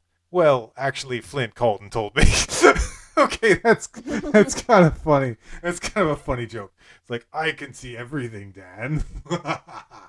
No, actually, I just got a phone call. Flint actually called me and told me you were coming. I hope you have become stronger since our last battle. This one will be harder. 3 Pokemon each. Hypno, move swiftly! Snow Queen, I choose you! Hypno, Hypnosis! Snow Queen, put it to sleep with a lovely kiss! Hypno swings its pendulum. Snow Queen isn't paying attention to it and gives it a big wet kiss. Yeah! Oh my god. Oh gosh, I love this yell here. Hypno! he's like Hypno! Wait, no, Darth Vader version. No! It yelled, falling into a deep sleep. Clever trick, Koga admitted, recalling his Pokemon. But try this. Venomoth, Stun Spore. Venomoth lets out powder, which paralyzes Snow Queen. Hang in there. Blast it away with Psychic. Snow Queen's eyes lit up as if it were on fire, and Venomoth spun around in circles until it... Erica did have a dugong, too, for... Oh my gosh! Holy shit! This is all based on actual Pokemon Stadium teams. That's kind of cool, but I'm also kind of amazed they gave them these Pokemon. I guess they did it to make it more balanced so that the gym leaders wouldn't be such pushovers.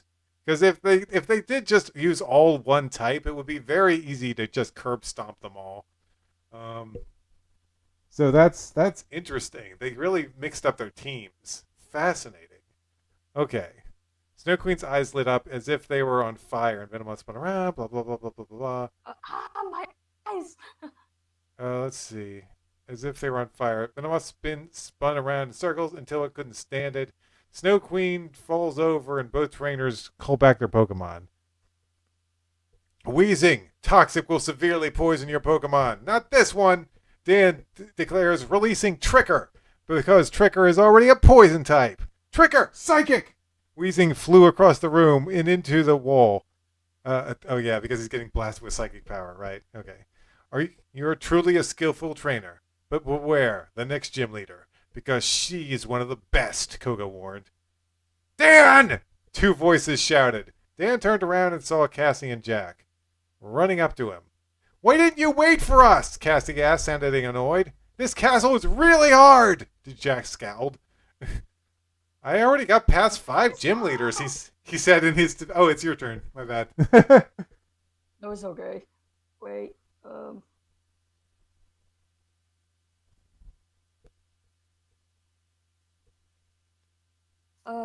okay. Why didn't you wait for us? This castle is really hard. I think I got fucking past 5 gym leaders.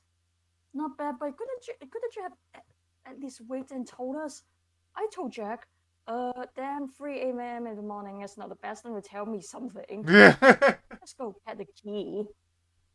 Jason's a little tired of all the bickering. Sabrina's badge. Jack, Dan remembered the last time she fought Sabrina, even though he beat her Pokemon easily, she tossed him around with her psychic powers. You don't look so confident now. I come too far to stop here. I'm going to fight her. They all walk into the tower not knowing what to expect. Sabrina was there waiting for them, but she looked different from before. She smiled at them and there was no little girl with her. Hello, Jack. It's good to see you again. What happened, Sabrina? Jack asked. You seem different. A haunter appeared next to her, laughing. This haunter has freed me from the psychic powers that had controlled my life. Dan is here to challenge you for the key, he explained. I will battle him first, but then I want to battle you, Jack. My first Pokemon will be Snorlax. Watch out, Dan. Snorlax have incredible high HP levels, Cassie warned. Dan knows she was right because she too had a Snorlax. Snorlax is a lazy Pokemon that gets fatter from his habit from doing nothing and sleeping and eating. He only wakes to eat. I better use something that is powerful. Gen Hyper Beam! Snorlax Amnesia! Legend opens his mouth and releases a red beam that blasts Snorlax back. Snorlax wasn't done yet though. It boosted his special powers. Legend looks wary from the great attack it used. His beam! The fat Pokemon opened his mouth and let out a blue beam that throws poor Legend. Return, Legend! It's weakened. Thunderjet! Finish it with a Thunderbolt! Thunderjet jumps over Snorlax and electrocuted. Come back! Go, Hypno! Thunderjet! Thunder attack! Teleport! Hypno disappears and reappears all over the room. Yeah, they can do it. Yeah. And I just want to use this part to remind everyone of that hilarious Hypno scream. Hypno!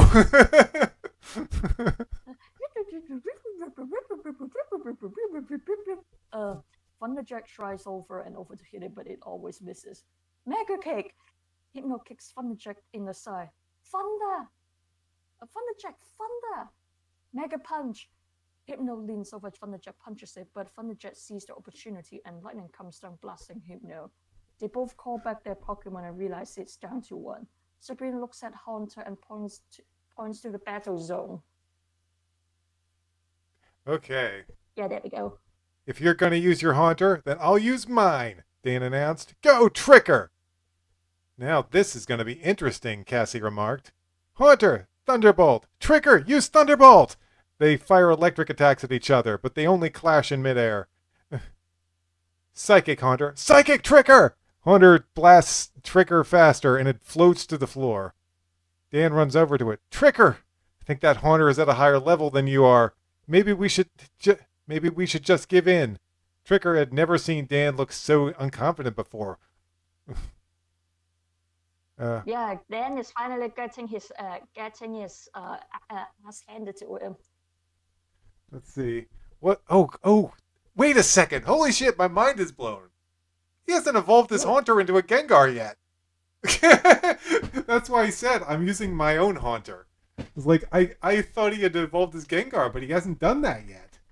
Dude, you were in an area made for trading. Why didn't you trade it to get it to evolve? Dan, you fool! You idiot! Tricker never seen Dan look so unconfident before. Haunter, haunt! It cried, shaking its head. Are you sure you want to do this? That watch! Dan thought quickly. He looked at it to see what Tricker was trying to tell him. Dan, if I use a bite attack, I can win. Okay, Tricker, go for it! Tricker goes back to the battlefield. Haunter, Psychic! Dan didn't say anything and just let Tricker get hurt, which sounds like a bad thing to do. But what Haunter and Sabrina didn't realize was the ball of energy it had. It was absorbing Haunter's attacks. After a few more blasts, Tricker could barely do anything. Tricker, release the energy! Tricker didn't waste any time and it threw the energy ball. I don't think that's how Bide works, but okay, it sounds cool. The energy ball straight at its target, and Haunter was taken completely off guard, and it fell to the floor. Sabrina used her psychic powers to teleport the key to Dan. Tricker, you look like you're in pain. What's wrong? Tricker glowed brightly and changed his shape. What? It's evolving without being traded? Okay, pass me. What the fuck? Why would you write it like this? I guess I just didn't want to go with the logic that Pokemon evolve when you trade them in the like regular Pokemon world or something? I don't know. It's a weird choice, but whatever. It evolves into a Gengar, Cassie said, astonished. Gengar, the shadow Pokemon.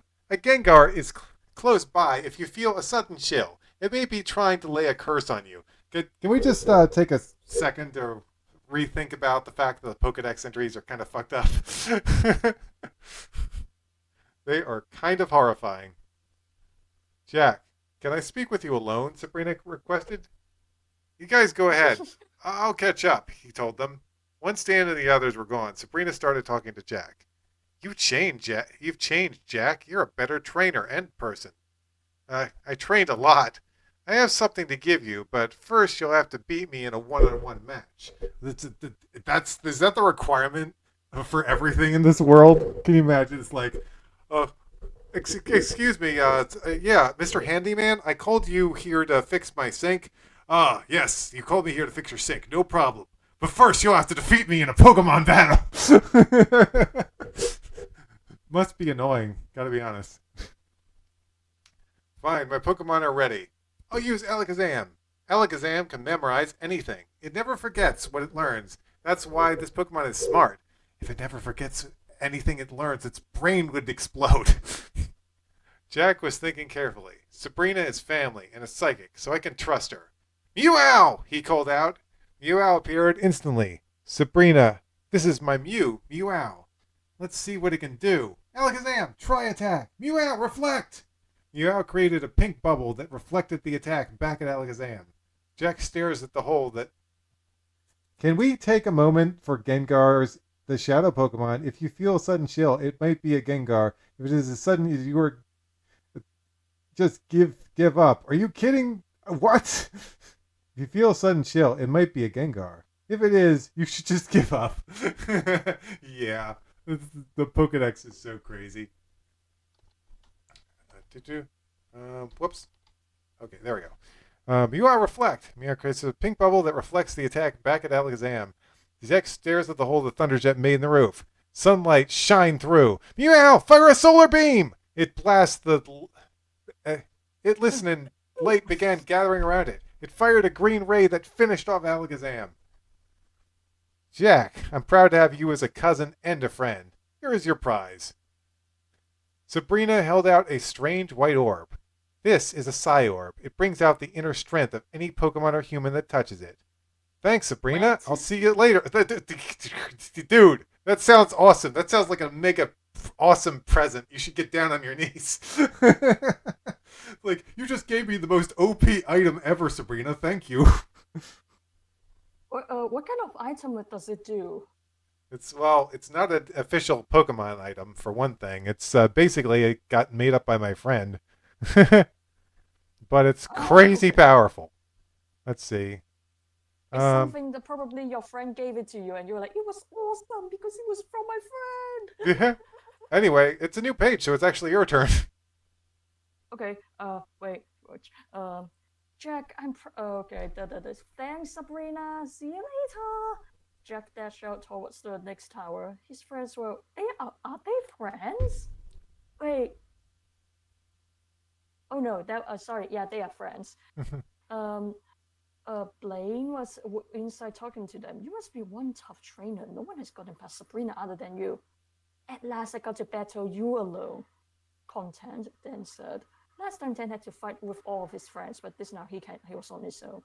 Let's get started then. Tangela, I choose you. Tsunami. Wait. Blaine... Now, don't bother looking this up, Junior. But Blaine has a Tangela? That's like the exact opposite of what I would expect him to have. But then again, I guess it was kind of the opposite that Erica would have a Dugong. So, yeah, I'm pretty sure he did have this in Pokemon Stadium, because so far they've all been based on Stadium teams. Okay, you can continue, Carrie. Okay. At last, I get to battle you alone, Dan said content. Last time, Dan had to fight with all of his friends, but this time he is on his own. Let's get started then. Sunspore! Tsunami blew it away with blizzard! Tsunami blew out an icy cold wind, stopping the Sunspore and freezing Tangela. some new tricks, have we? Well, now I'm just getting warmed up. It's gonna take more than words and puns to win this match, Dan pointed out. Charizard, go! Get them off, Tsunami! Water gun! Into the sky you go, Dan! Tsunami shoots water at Charizard but can't reach it in the air. What I need is a flying Pokemon, so we'll call back Tsunami and send in Legend. Legend come out now unfold and ready to battle. Okay, go up there and beat up that Charizard. Charizard spreads his wings and takes off. Ooh, you get company, Blaine warned. Charizard looked down and let out a fiery inferno at Legend, but Legend just flew through it unscathed. Blaine, you didn't know that fire attacks aren't good against dragon types. Dan mocked. Okay, try the double-edged attack. Legend soared through the air and bashed into Charizard. Bring him down with a body slam. Then Legend grabbed Charizard and forced it to the ground. That's it, Magma! Come out now, Blaine chanted. Magma jumped out of the fire pit and landed near Legend. The red-hot Pokemon launched a fire attack that burned, and Legend pushed him over to the edge. Put up. There was a moment of silence, and then Legend burst from the flames and flied around with his tail on fire. Dan called it back, but the ball was too. But the ball is so hot that his hand get burnt. You okay? I don't know. I don't know if I'm gonna have to call bullshit on that one or not. I don't know if like I don't think that's how Pokeballs work. No, it's not. But you just want to do it for dramatic effects. Okay, you can continue. Fire spin. Tsunami. Magma hit Tsunami in a fire inferno before he could make a move. Shot Blaine. Never let you cut down in a match. Tsunami is toast, but I still have one Pokemon that can handle intense hit. Rocky has been on a roll today. Fire punch! Magma fires starts punching at Rocky, making it walk closer and closer towards the edge of the platform. Not this time, Blade. You just call him Blade, like he's a vampire hunter or something. Blade! Not this time, Blaine. Rocky! Body slam! Oh, hold on. I want to see if, let's see. Oh, okay. So Blaine did actually have a Tangela in his team. That's so weird that they gave him a grass type. But it is weird that Erica had a water type. Slightly weird that Surge had a normal type, but not that weird, I guess. Anyway, Rocky tries to jump onto Magmar, but it sees it and knocks it with its burning tail. Rocky rolls off the platform. Gee, I guess I lose after all, Dan thought, but then he looked closer. Rocky had gotten a hold on the edge of the platform. Knock it off, Magmar Flamethrower! Dan waited until Magmar was close to Rocky. Now, Mega Kick! Magmar blew fire from its mouth, but Rocky flipped into the air and hit it in the face with a powerful kick. Finish it with Rock Slide! Rocky grabbed a large piece of the floor and tossed it at Magmar, hitting it in the chest. Magmar fell to the floor and closed its eyes. And then they turned into swirls, if the anime is to be believed. Congratulations, Dan. Defeat one more gym leader and you'll get a special prize, Blaine informed. This is the key to... A kiss? You get a kiss. Hypno! Hypno! Perfect. Okay. Okay, we better stop playing around like that. This is a very, very fun. This is a very fun experience. Yeah. I mean, I've forgotten all of this for the most part. This is the key to the last gym. I wonder who the best gym leader is, Dan thought to himself. Dan led the group to the final tower. It had a large green leaf on the front of it. Hey, Dan, isn't that the badge you got in Viridian? Cassie asked. That's right. Dan, you never told us who the gym leader was. He left before we could battle, Jack recalled. Team Rocket had control of that gym, and Giovanni was the gym leader, Dan replied. Giovanni! Cassie exclaimed. You know, maybe we should just go back now. There'll be other battles. No, I'm going all the way. We're behind you, Dan, Jack ensured. I think it's supposed to be assured, not insured. What are we getting insurance here? Me too, Jason added. Okay, Giovanni, here we come, Dan declared. They charged in the tower, ready for trouble. Giovanni was there and was sitting in a chair across the room. In the center was a platform being held above a long drop by Is he actually a gym leader though? I thought that he was just Rockets. No, he was an official. He was official registered gym leader, believe it or not. What? In the center was a platform being held above a long drop by 4 strong chains. Were you surprised when you find out that he's actually a gym leader? It's like, well, hey, what? Why? Hold on. Okay, hold on. There's something I need to do real quick. Hold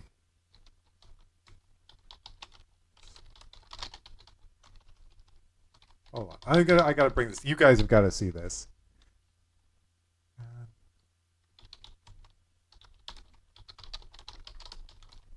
Let me see if I can find this.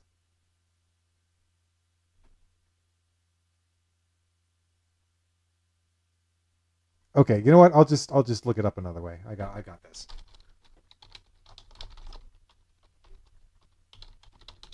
My God, he's actually stacked. So that is pretty cool.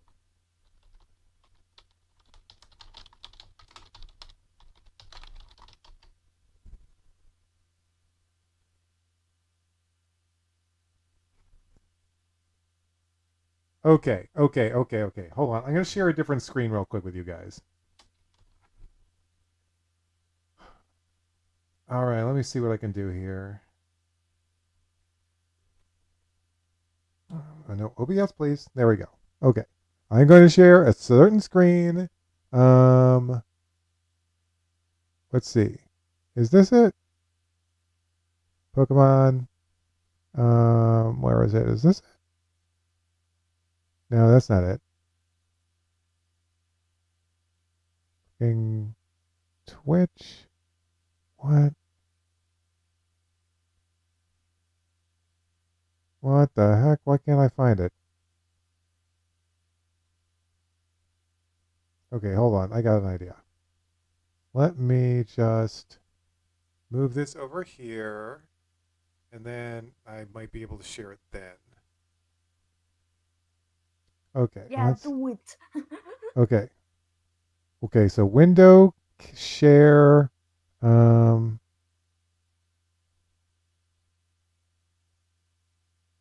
That's not it. Google Chrome. Oh, dang it.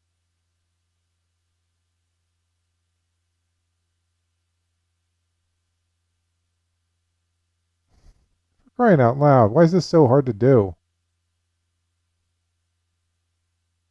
Nope, that's my volume. That's my volume. It really does not want to share my browser. Okay. I got another idea. Let's download it and we'll open it in a save.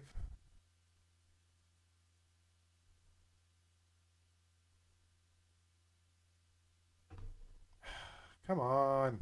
Go to the file already. I really want to share this with you guys. It's driving me crazy. They're making it so hard for me to share this. For crying out loud. All right, fine then. Okay, I got an idea. Maybe I can share it a different way. Let me try to share it with Discord. Seriously? It doesn't want to show anything other than this. It only wants to show the word processor and nothing else. That's weird. Okay, fine then. Jeez, this is driving me crazy. You know what? Okay, I got an idea. I'm going to copy this. I'm going to throw it over here. And Carrie, I'm going to show you this in a different way. Okay. Okay. Going over to Discord, sharing screen. There we go. Okay, Junior, you can follow that link. That'll take you to a game instruction booklet. And this is on page... This is on page 27. Page 27, okay? Carrie, you should be able to see this right now. Okay. It says Pokemon leaders. And it lists out almost every gym leader. Brock, Misty, Lieutenant Surge, Erica, Sabrina, Koga, Blaine. Who could this mysterious person be? Who could that be? It's like they have question marks and everything. It's such as I just have absolutely no. It's obviously Giovanni. Yes. Very interesting that Ash's two friends were actually gym leaders as well. But yeah, they were. But yeah, it's kind of funny that anyway, that I'm done with that. Let's get back to the story now. But yeah, I just wanted to share that with you guys because that kind of ruined the surprise for me a bit because it's like, oh, you could never have seen this coming, yeah, unless I looked at the instruction booklet. Did you look into that though when you were reading, or maybe you were playing it and then you were, hey, hang on a second, what? Why? Boop. Did you know that already after you beat Giovanni in the games or something? Maybe it was like, wait, hold up, how are you? It's like he's actually a professional gym leader. The heck? Yeah, weird. Anyway, okay, back to the story. Let's see. Well, Dan, we meet again. Knock off the stupid arch nemesis talk, Giovanni. You know why I'm here. That I do. The doors behind them shut by themselves. Oh, that's bad. All right, Dan. 3 Pokemon each. Rockets started coming out on both sides. And for your sake, you better not lose. Try this Pokemon. Go Gengar. Good thing Tricker evolved. Go Tricker. What's this? A National Dex entry. Hattrem. Enjoying nature. The moment this Pokemon finds someone who is emitting strong emotions, it will pummel them senseless with its braids to silence them. Yeah. Another crazy Pokedex entry. My gosh. Oh, and also I forgot to read this one up here. Gliscor glides soundlessly on pitch black wings and sink sharp fangs into the throat of its prey. It takes on a look of satisfaction once it has entirely drained its prey of blood. Man, the Pokedex is crazy. What was Professor Oak eating when he is writing this thing? Dan, we meet again. Like, seriously. Knock off that I do. For your sake, you better not lose. Oh, that's right. Giovanni uses Gengar to start. Okay. It's good. Tricker evolved into... Good thing Tricker evolved. Go Tricker! Gengar, Nightshade, Tricker, Psychic! Gengar hurls a bright neon light at Tricker, but it doesn't even flinch and returns fire with a psychic attack. Do it again, Tricker! Tricker takes another shot at Gengar and does a serious amount of damage. Gengar return. Now try this one. He said, tossing out a Nidoqueen. Tricker, Psychic! Nidoqueen, Blizzard! Nidoqueen froze Tricker. Oh, that always drove me so crazy. So, I don't know, Junior, if you played the really old Pokemon games or not, but I can tell you that freezing was no joke in the old Pokemon games. If your Pokemon got frozen, you were screwed. Your Pokemon would likely be frozen for 5 or even 6 turns. It was insane. Completely taking your Pokemon out of the fight for a long time. Like, if you got frozen, you were... That is hard. If you got frozen, like, they kind of toned it down. They kind of toned it down in the later games and made it last really just as long as sleep, which is definitely a better idea because freezing was way too insane back then. Okay. That probably makes life easier for you, right? For speed run, you were like, yeah. Yeah, that stuff sucked. I agree. Nidoqueen froze Tricker with its ice breath, and Dan had to call it back. Tsunami! Hydro Pump! Tsunami shut out a water stream that was so powerful it pushed Nidoqueen on to its knees. Persian, slice that Pokemon. Oh my gosh, Giovanni's just like, go now. Giovanni's cat jumped from its master's side and slashed Tsunami with its razor claws. Tsunami felt more hate building up inside itself than ever before. Its blue body started turning red. Tsunami? Dan said, wondering why it was so red. Tsunami attacked with an incredible amount of water, bursting out at Persian and sending it hurtling at Giovanni, nearly hitting him. Dan saw that Tsunami was hurt badly and jumped onto the platform to confer. Confer it? Confirm it?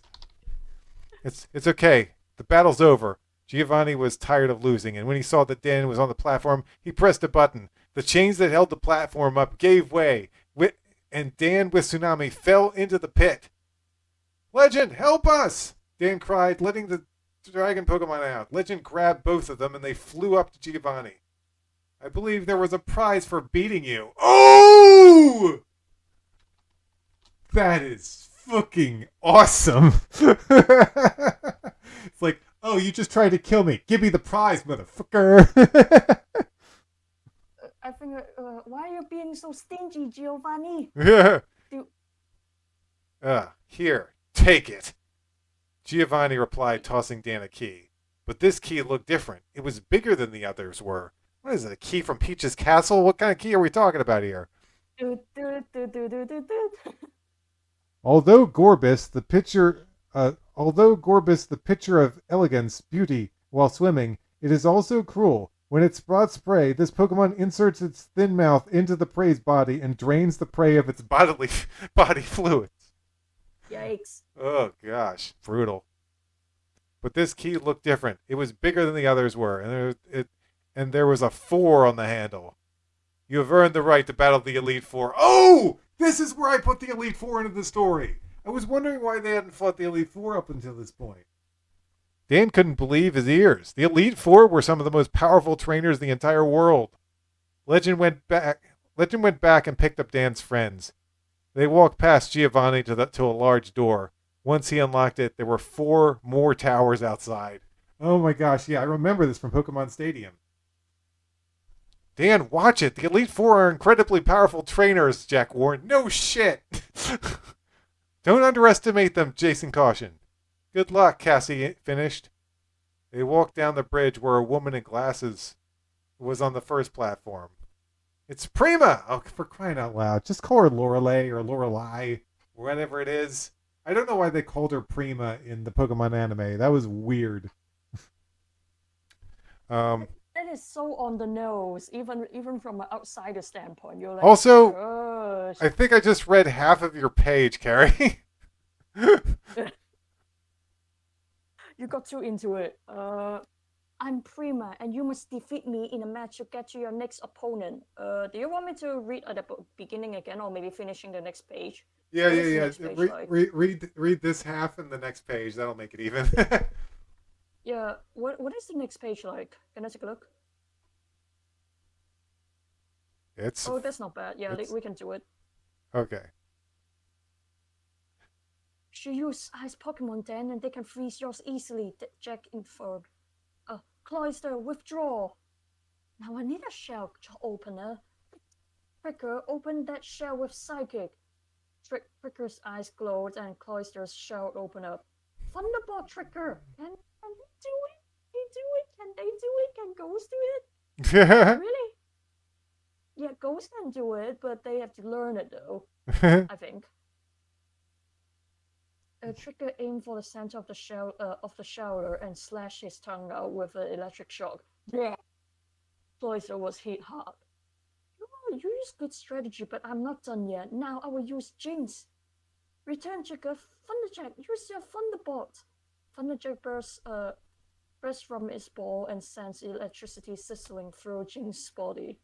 Prima smiles at Dan and recalls Jinx. Holy crap! Freaking Prima's going down like a chump.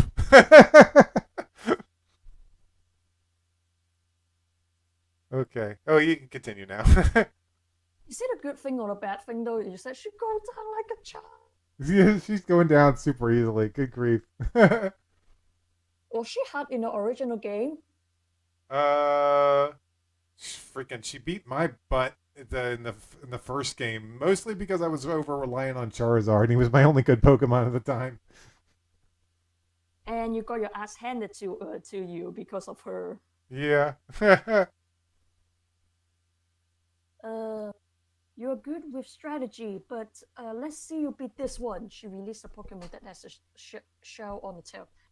Slowbro, that Shelter is latched onto its tail and has to set feet on the holes that let over scraps. Must be crazy sending out a water type against an electric type. Thunderjet, you should be able to make it out with one Thunderbolt, so do it. Slowbro amnesia. Thunderjet gives Slowbro a shot of electricity, but it doesn't seem to care at all. When you use it in Asia, then its defense against special attacks goes way up. Give it your best shot, Thunder! Thunder was the most powerful attack an electric Pokemon can use. See, I'm always annoyed by this because it should be lightning. Yeah, it should be Yeah. lightning. They messed up the translation, and then they What are just you kept going it. to do with- What are you going to do with Thunder, anyways? You're going to make them deaf? You want them to not to be able to hear anything? Yeah. It's like, ah, my ears, my ears. Lightning was the most powerful attack an electric Pokemon can use, and therefore it will hit. If he hit hard, it would win. Disable. A blue light glimmers around Slowbro and stops Thunderjet from moving at all. Hold Now, on. Slowbro. Let's see. Confusion. Although drowsy, it remembers every dream it eats. It rarely eats the dreams of adults because children's are much tastier. Sheesh. Okay, that's creepy. Anyway, back to the story. Which one are we talking about? Which one you were talking about? Oh, that was Drowsy's Pokedex entry. Hypno! Thunderjack is slammed against the floor. Thunderjack, return. Go now, Trigger, Thunder. Trigger tries the same attack, but Slowbro does the same thing to it. You only have one Pokemon left. So use a good one. Come out, Legend. Watch out for Slowbro's psychic attacks. Try Hyper Beam. Withdraw. Legend attacks with a laser beam, but Slowbro just lets the Shelter take hit and slowly loses balance. If it only didn't have that Shelter. Hey, that's it. Legend takes up Slowbro's shell and it won't have much power. Does it work that way? Hold on. What is going on here? If only it didn't have that Shelter.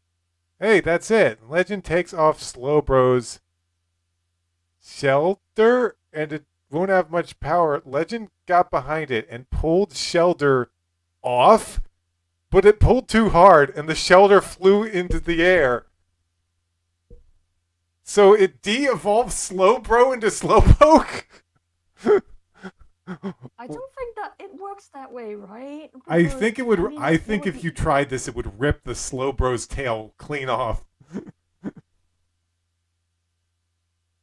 Seriously, I'm looking at it right now. I'm confused because how does that happen? Like, who? You Okay, would who definitely. actually- I who think you'd actually rip the des- tail off before you rip the Shelter off. I'm kind of confused because you can you evolve it and then it looks like the same guy, but it has a shell at the back of it. Yeah, Does that kind of. work? Yeah, pretty much. Well, that sucks. He loses his tail. That is good. Dan, I'm surprised I didn't get arrested. Seriously, you just lost your license for severely mutilating a Pokemon. Ah, who cares? That's what Pokemon battles are for, I guess. And it won't have as much power. Legend got behind and pulled the Shelter off, but it was too hard and the Shelter flew into the air. Slowpoke looked up and saw it falling towards it. Before it could move, Legend stepped on its tail and it was hit on the head. Yikes. That is a fatality right there. It was like Legend is like, not so powerful are you right now, right? Yeah, I've never seen anything like that before, Prima gaps. I need to get it to the medic soon. seriously, And the key. it just had its tail ripped off, so that's kind of bad. It's like some kids just severely hurt my slow bro. Also, how long is this chapter? It feels like we've been reading it forever. Uh, It's less of a chapter and more like 3 chapters. Look at how many pages this is. This is insane. This is 1, 2, 3, 4, 5, 6, 7, 8, 9, 10, and it's still going. 11, 12, whoa. 13, Whoa, whoa, whoa, whoa, 14, whoa, whoa. 15. Okay, that's Okay, it. there we go. Okay. We're just a few pages away. Okay, thank God. Okay, I think you're around here. Yeah. Prima, please go and grab your slow bro to the medics. Like seriously, now. But I guess the kids won't care about it. But we are like, please get your thingy to the medics. You must be incredibly strong to have gotten this far. On the next platform, a very muscular man with dark spiky hair, and he was wearing nothing but shorts. But no matter, I've got weight trained my Pokemon, and we will grind you down with superior power. Yeah, whatever. He was getting tired of this. All talk and no brains. And Bruno, and don't forget it, for my first Pokemon, I will use Clefable. Clefable is a timid fairy Pokemon that is rarely seen. The Clefable runs and hides the moment it senses people. Side talk, I remember there was an anime moment in which I think the little elephant has a tiny crush with a Claire baby. Is it like, I don't know what's it. No, there's a Chica Fairy. Yeah, there's a Chica Fairy, but it was the baby form, and then it ran away, and the baby elephant was very upset that the fairy just flew off. It's like, ah. Huh. I don't remember the name of it though, but is it Chica Fairy? Do we have something like that? I think we have something like that, right? Ah. I'm not sure. Are you okay? Yeah. It was a pink Pokemon that has wings, and it wasn't that one you see in the medical center. You know that one. Wings. The one with wings? It was pink and it has wings. Clefable? Is it that one? Let me go look into it. Maybe. Anyway, let's read this. This Pokemon has a habit of hugging its companions. Many trainers have left this world. Oh, do you want me to continue it or something? Actually, it's Claire. I think that is Claire. It's Clever. Yeah, Clever. Oh, and Clever. It's the anime episode with Clever and the elephant. Oh, Donphan. Or Phanpy. Yeah, Phanpy, that baby elephant. Oh no, it was Clefairy with it was Clefairy with the elephant baby, that one. Oh yeah. Let's see. Why am I looking at the Spanish version of Bulbapedia? I don't know. But anyway, are you ready to continue? Yeah, let's do it. Clefable was a timid fairy Pokemon that is rarely seen. Yada. Never judged by looks, Missy Bruno warned. Okay, Trigger, I choose you. Now Psychic. Use your Psychic too. Both Pokemon attack the same way, but Trigger takes more damage. Come back, Trigger. I will keep you in reserve. Now, Thunderjet will handle it. How long did they take breaks though? Because the last time they were like only down to legend. Oh yeah. Did they take breaks between the Yeah. competitions? Well, I think I think I'm trying to imply that Dan is using potions on his Pokemon in between every battle, basically. So it's like, you guys are here, you guys are here, and you guys are here, and then they're like, Yeah,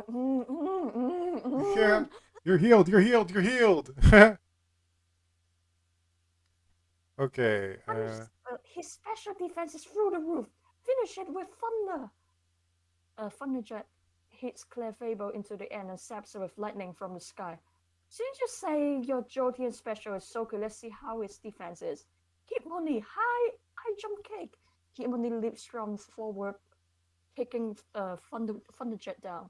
Why does that Thunderjet can never handle feet? Yeah. What a weird thing to say. I'm going to say something, but I'm going to say this after we finish this chapter. This is the longest chapter. Snow Queen take over. Return Hitmonlee. It's Hitmonchan's turn. Snow Queen's psychic power. Fire punch. Hitmonchan charged up with his feet and on fire and punched Snow Queen. Right away, it struck back by slamming Hitmonchan into the ground, but using its mind. Okay, back to me. Let's see. Junior says this Pokemon has I already read that one. Has a habit of hugging its companions. Wait, which one is that? Which Pokemon is that about, Junior? Beware, this Pokemon has the habit of hugging its companions. Many trainers have left this world after their spines were squashed by its hug. Oh, isn't it Bearware? Is that Bearware? Is that Bearware's Pokedex entry? I think it is. You spelled it Beware. Oh, okay. Now I see what happened. Got it. Anyway, stick. Okay. It's Beware. Beware. Hold on.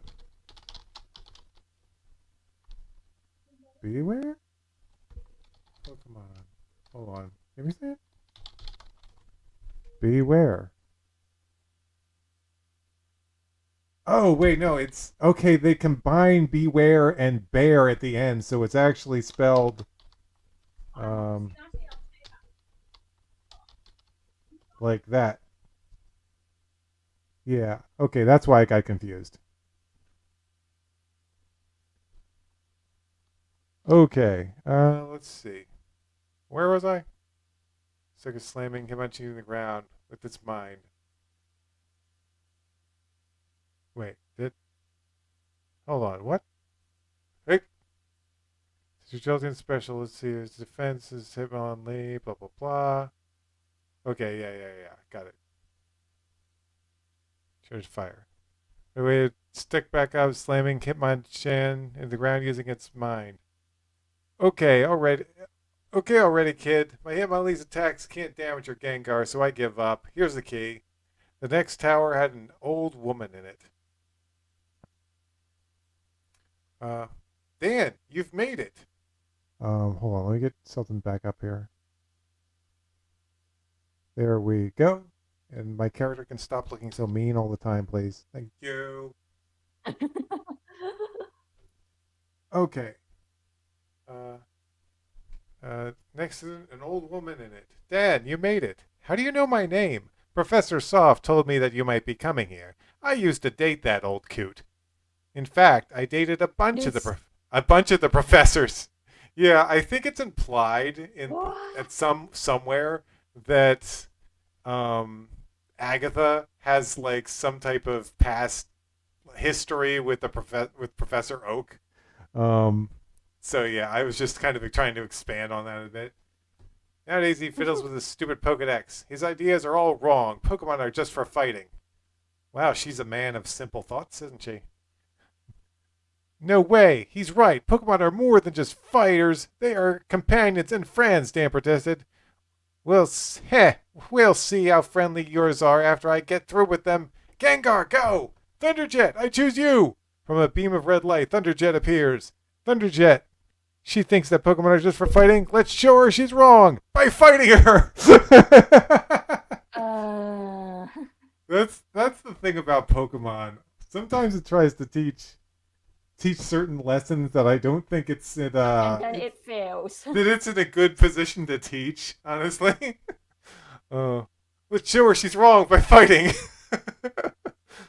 Thunderjet nods and looks committed to winning. Gengar, bide your time. I got it. Thunderjet, Thunderwave.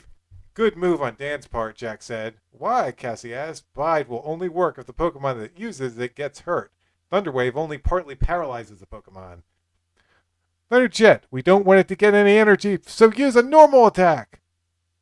Thunderjet runs right through Gengar. Enough of this. Stop biting and attack. Without any energy to use, Gengar does nothing. Now, Thunderjet, attack! Use Thunderbolt! Already weakened from the Thunder Wave, Gengar is unable to take any more damage. Wait, but Thunder Wave doesn't do any damage. I think there's some flaws with my logic when I wrote that. Let's see. Okay, boy, you win that one. But try Nidoking on for size. I think not. Thunderjet, come back. Go now, Legend. Don't be overconfident of your Dragonite, Dan. It's not the first one I've battled. Nidoking, Blizzard. Dodge, Legend. Use Agility. Legend flaps off the ground and the attack misses. So you like ice attacks, Agatha? Legend, Ice Beam! A blue ball appeared in Legend's mouth and it turned into a lightning-like laser. Lightning-like laser? That's like goes against what a laser is, but okay.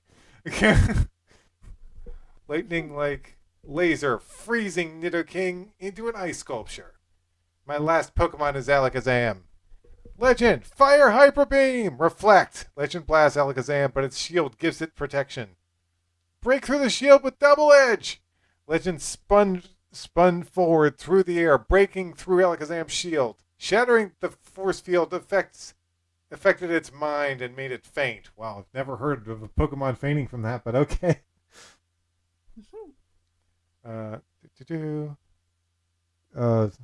Junior says, Palossand is known as the beach nightmare. It pulls its prey down into the sand by controlling the sand itself, and then sucks out their souls. Sure hope she's...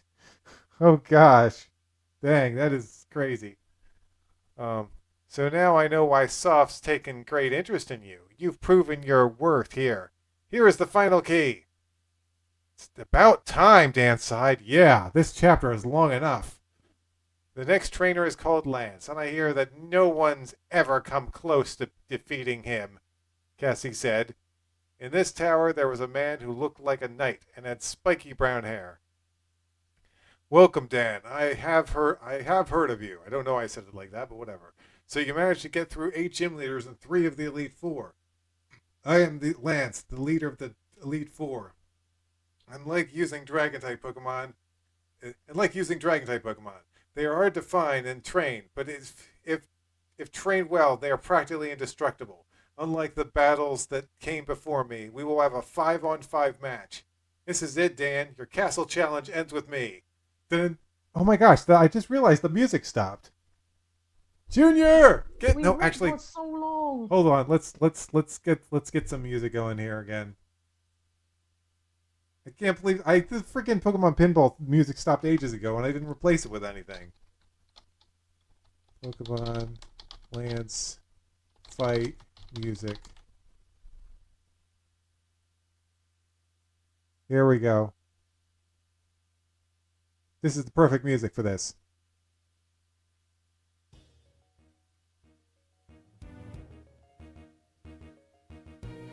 Oh yeah, this is my jam. Let's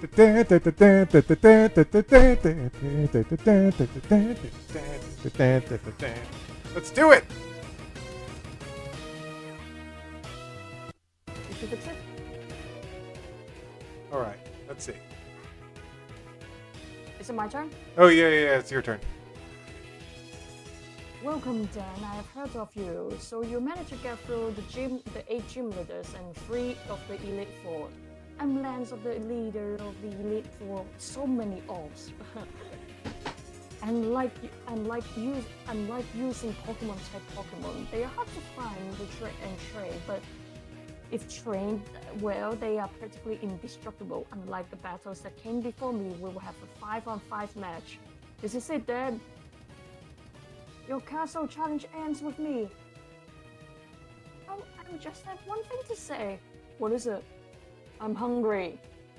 Well, if you beat me, I will pay for your meals. Now let's do it. Seriously, dude. Seriously. It's like, well, just have the battle now. He is like, really? Really? Really? Oh well, let me just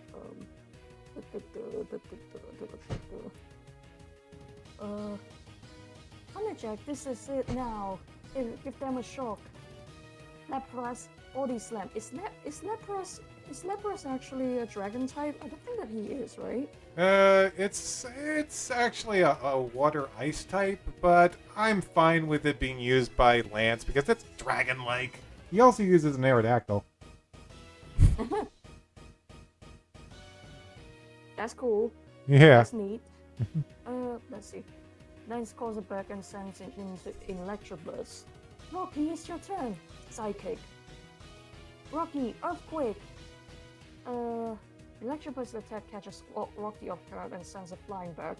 Rocky gets up and hits the floor, making him tremble and knocking Electabuzz off his feet, disrupting his electricity. Lance smiles, calling it back.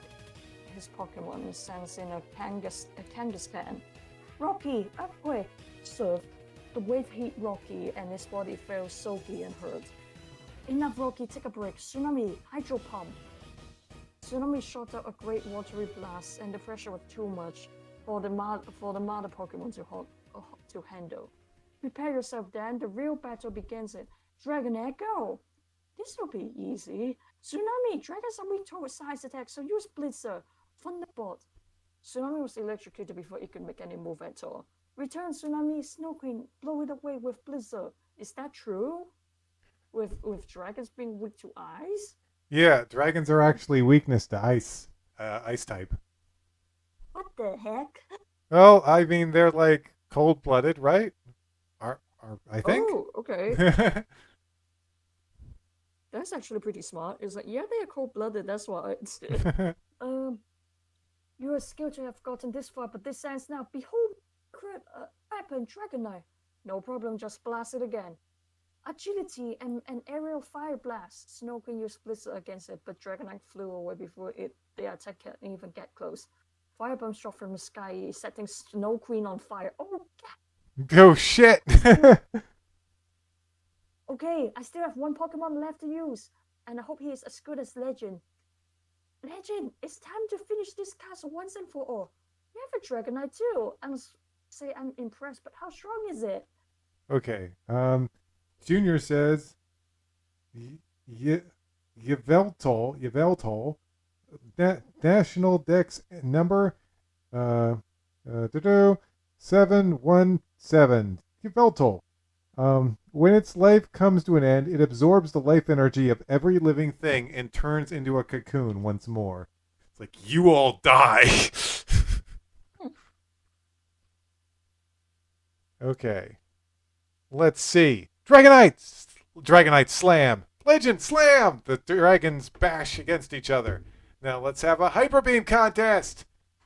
Cool! Legend! Hyper Beam! The dragons fire their red beams at each other, but the beams meet in midair and explode. Blizzard Legend! Do the same! And I thought Josh was the mimicker, Jack thought. They try blasting cold air, but the ice doesn't get past to do damage. They keep trying it anyway.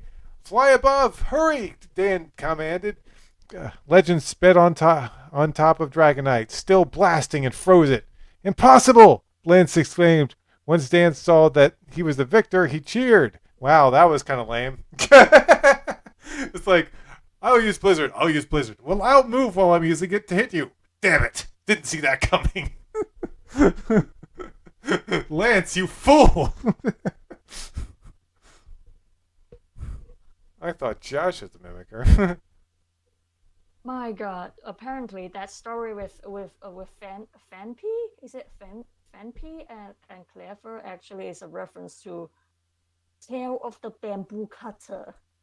Oh, Bamboo Cutter. Okay. Yeah, that one with the princess Princess Kakuya. Oh yeah, the Princess Kaguya story, right? That one still traumatized me. Way to go, legend! We rock! We beat Gym Leader's castle! What? I still can't believe my dragon lost to you, Dan. But you have one, and I'm like, yeah, I can't believe it happened either. Just because his dragon moved and the blizzard hit. Though, I guess I could see this happening where dragons are trying to use ice attacks on each other. It's time to eat. Oh, yeah. The music ran out.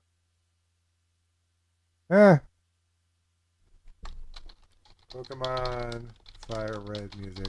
Boop. Oh, There we go. Good old Fire Red soundtrack. Oh. Whoa, hold on. No. No lyrics. There we go. Just game music. I do not need this getting pulled.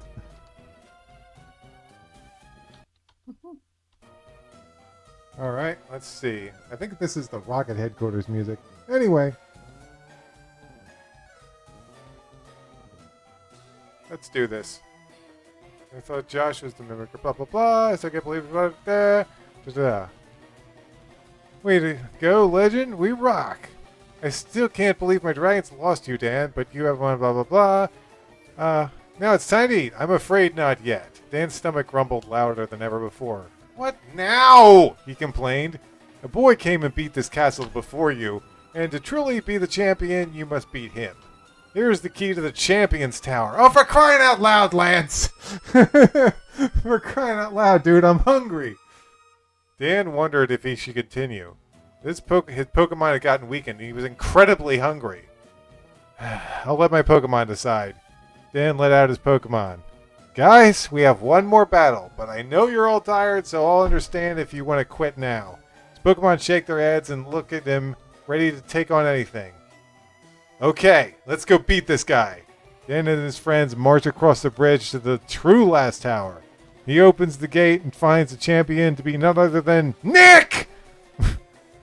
It's about time you got here. I beat Lance hours ago.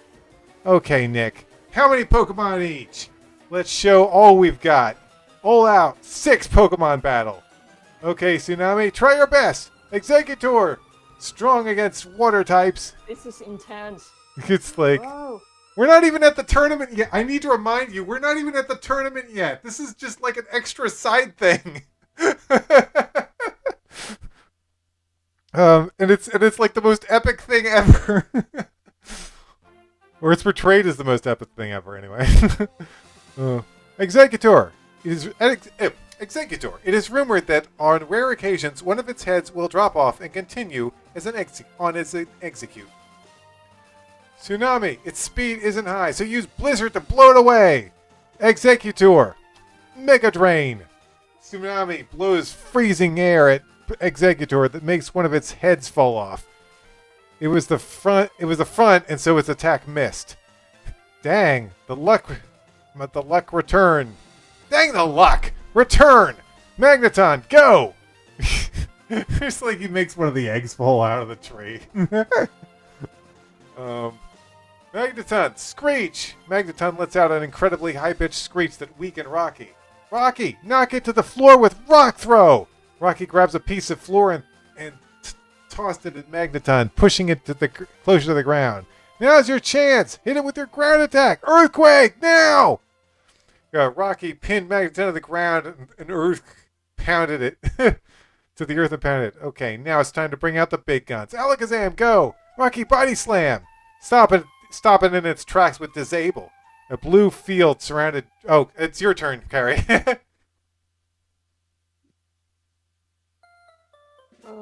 Oh, sorry about that. I just walked past because I have to throw... my chair is falling apart.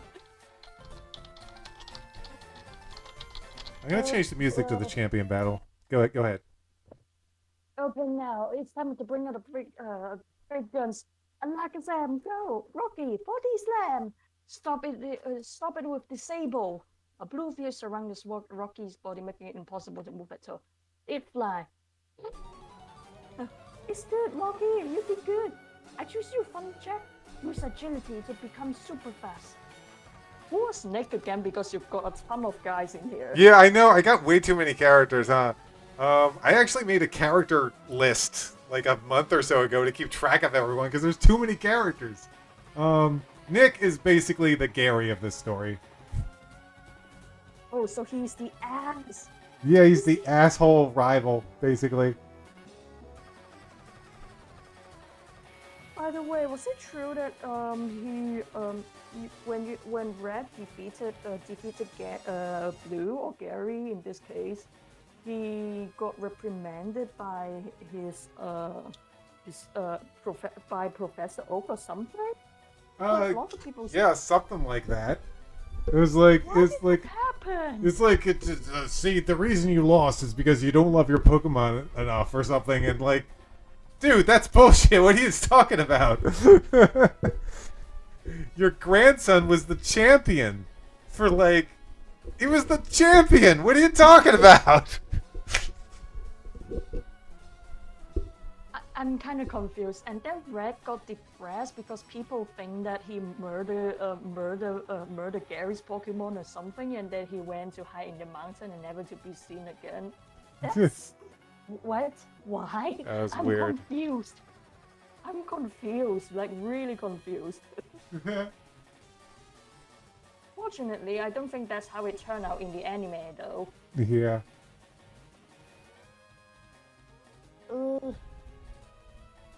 Alakazam teleport and blast him with Psybeam. Hit it with Thunderbolt.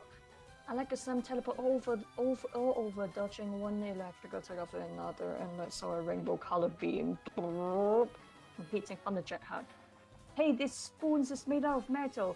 Use pin missile and aim for its spoons. Thunderjack concentrate and shoots dozens of sharp needles. I say needles. One of Alakazam's spoons goes into the air. I don't think Jolteon can shoot needles like that, can it? Yeah, it does have that attack actually. It's a bug attack, and believe it or not, Jolteon can actually learn it. Is it because of his tail? Because his tail is like super fluff. He's very Or is spiky. made He is a very spiky boy. Spiky boy. Bubble boy. Just then went to catch it. Lightning! Thunderjack hits spoons with lightning, and Alakazam gets extremely electrocuted.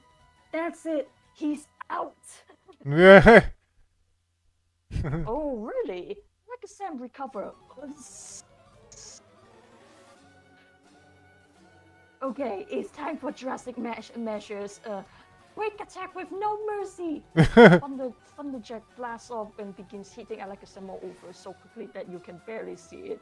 Psychic, finish it! Sit down! Sit down, now! Thunderjack bashes into Alakazam and it falls over.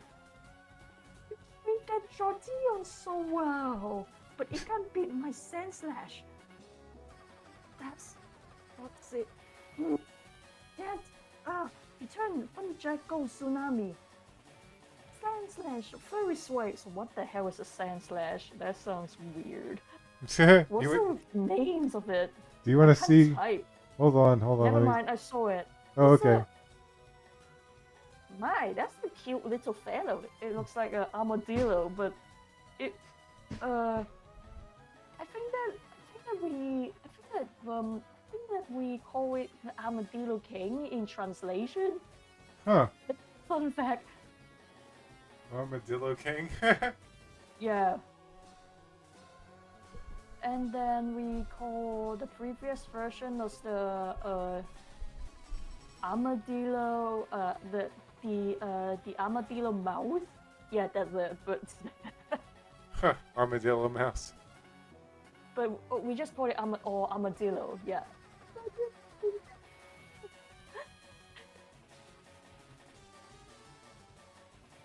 Rock Slide! Legend, let's see. Furry Swipes!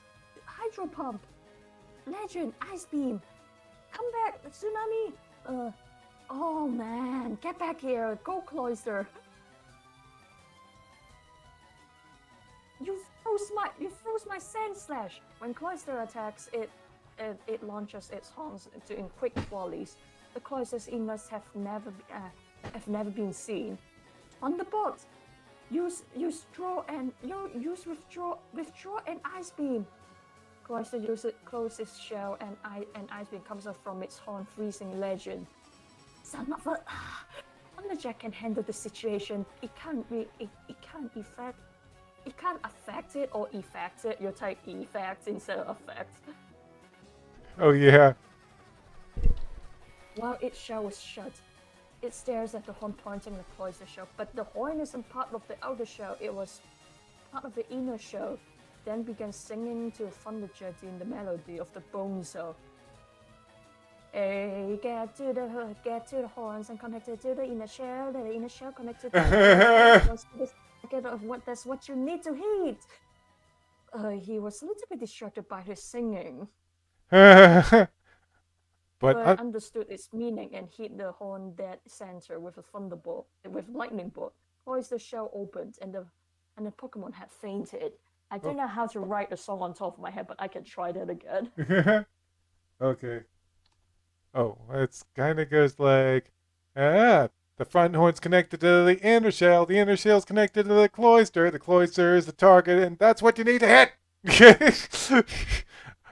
Kind of weird. That's actually better than mine, yeah. Let's see. Lampent, the spirit absorbs fuel. Its baleful fire. It hangs around hospitals waiting for people to pass on. Wait, the spirits it absorbs fuel its baleful fire. Hangs around hospitals waiting for people to pass on. That's pretty crazy. Yikes. Return, Cloyster. Executor, go! Nick said with very little enthusiasm. You've got to be kidding me, Dan laughed. Without its front head to guide it, Executor was practically blind. Thunderjet, pin missile! Thunderjet pin missiles were stopped and turned back on it. I didn't know it could do that. Well, that's what do you know? Even though it's lost its main eyes, it still has psychic powers. Thunderjet, return! Go Snow Queen! Executor, Leech Seed! Snow Queen, Ice Punch! Snow Queen dodges the Leech Seed and punches Executor with an icicle. Holy crap, that must hurt like hell. Oh. It looks like Diana's got this one wrapped up, Cassie remarked. Yeah, he has 2 Pokemon left, and Nick only has 1, Jason added. Don't be so sure. I've seen greater comebacks than this, Jack informed. Nick calls back Executor. Flareon, go! Fire Spin! Ice Queen, Snow Queen, Psychic! In the blink of an eye, a spinning twister has engulfed Snow Queen, and when it clears, Snow Queen looks like a piece of charcoal. Oh gosh. That looks painful. Time to win! Return, Snow Queen! Tsunami, surfs up! A wave arises and carries Tsunami towards Flareon, but it dodges the attack easily. Flareon, Fire Blast! Tsunami agility! Flareon blasts a fire attack at Tsunami, but it flips over it and only minor damage is done. Flamethrower! Smokescreen! Tsunami sprays a black fog around the area. Flareon gets trapped in the fog and flames start shooting out of it. Hydro Pump! Water and fire blast out of the smoke, but once it is all cleared, only Tsunami is still standing. We won! Dan said in a low tone. Yeah, we won! He shouted. He ran over to congratulate the Pokemon, who was in bad shape with scars and burns. Oh gosh! Thank you. Yeah, we won. Can I go to bed to sleep? Ugh. Thank you, Tsunami. You, me, and all the other Pokemon are the champions of the Gym Leader's Castle. A bunch of people ran into the Champions Tower platform, including some gym leaders in the Elite Four. Congratulations, Dan. You are now the champion of... Congratulations! Congratulations! Congratulations! Oh, wait. I can do this better. I can do this better, Carrie. You know what I'm saying? What? I can make us both clap. Yeah, let's do it. Congratulations! Congratulations!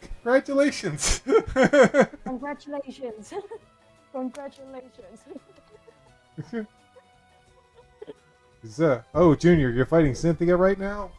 Good luck with that! Oh, good luck! Congratulations, Dan. You are now champion of this castle, and your winning team will be remembered in the Hall of Fame. Lance announced. Beatrice could see that Nick was disappointed, and she went over to comfort him. You did great, Nick, but Nick wasn't in the mood for pity and walked back to the exit. At the entrance to the castle, a news team was waiting. This is Daniel Dragonson, the trainer at the Gym Leader's Castle, and is the new champ.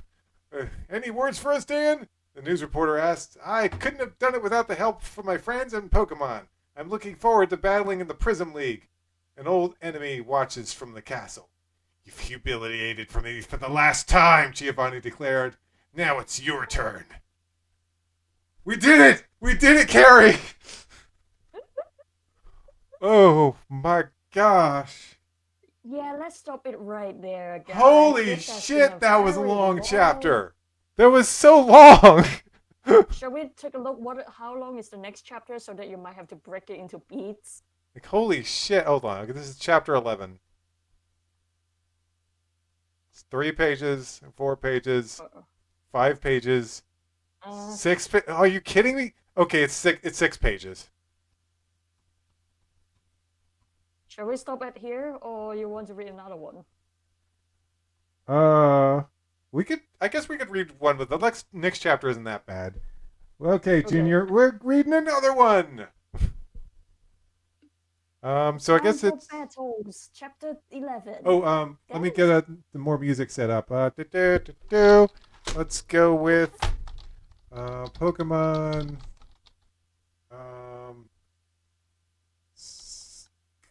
Golden. Oh, how about some? Oh, I got Diamond and Pearl. Diamond and Pearl original soundtrack. Let's go. Since you're fighting Cynthia and everything, Junior.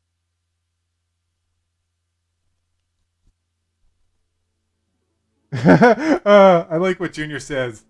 I thought Chapter 11 was a rumor, but it's real. The rumors of Chapter 11 have been long spoken of. We didn't think we'd ever get there, but we're finally here. All right. We get there. Okay, Gary, take it away. Let's see. Danny's friends, including Josh and Barbara, are now at the Pokemon Center waiting for their Pokemon to be healed. Barbara and Josh are a little angry that they missed the action. Why didn't you wake us up? Barbara demanded. You just look so tired. You just look so tired. Dan heard the dink noise that meant that his Pokemon is in fighting condition. Okay, they are all here now. Let's eat. All the trainers who sign up for the Prism will get free boards and food. Hey, yeah, I feel like the trainers will be tired. The leaders probably will be tired as well, and they probably like, hey, we got like 10 million of people trying to challenge us. Let's go and have some food. How do they even work and get paid? Did they get paid like that? Yes, yeah. Get paid. The Pokemon world is weird. It's like I got a bunch of people trying to fight me. Okay, I can learn to train people. Okay, I got paid. Yeah, like that. Okay. Yes, but you don't know. I don't know who it is until tomorrow morning. Dan is gobbling down his food at great speed. That will sure to make you hungry, huh, Dan? Yeah. What bird? Dan replied with food in his mouth. They all slept peacefully throughout the night, and in the morning, Cassie looked around. All the trainers were asleep. She wondered whom she would be facing in the first battle. After everyone was up, they returned to the Pokemon Center to find out who would be fighting with that day. Cassie was first to go, and a woman pointed to the monitor to her. Your opponent will appear on this screen this moment. Your first one will be Veronica Sylph. Oh, are you two related? No. Oh my gosh, hold on. Holy shit. Who is the fuck is Veronica Sylph? I forgot this character existed. What the heck? Okay, this is a surprise for me. Either. Holy shit. Okay, you can continue.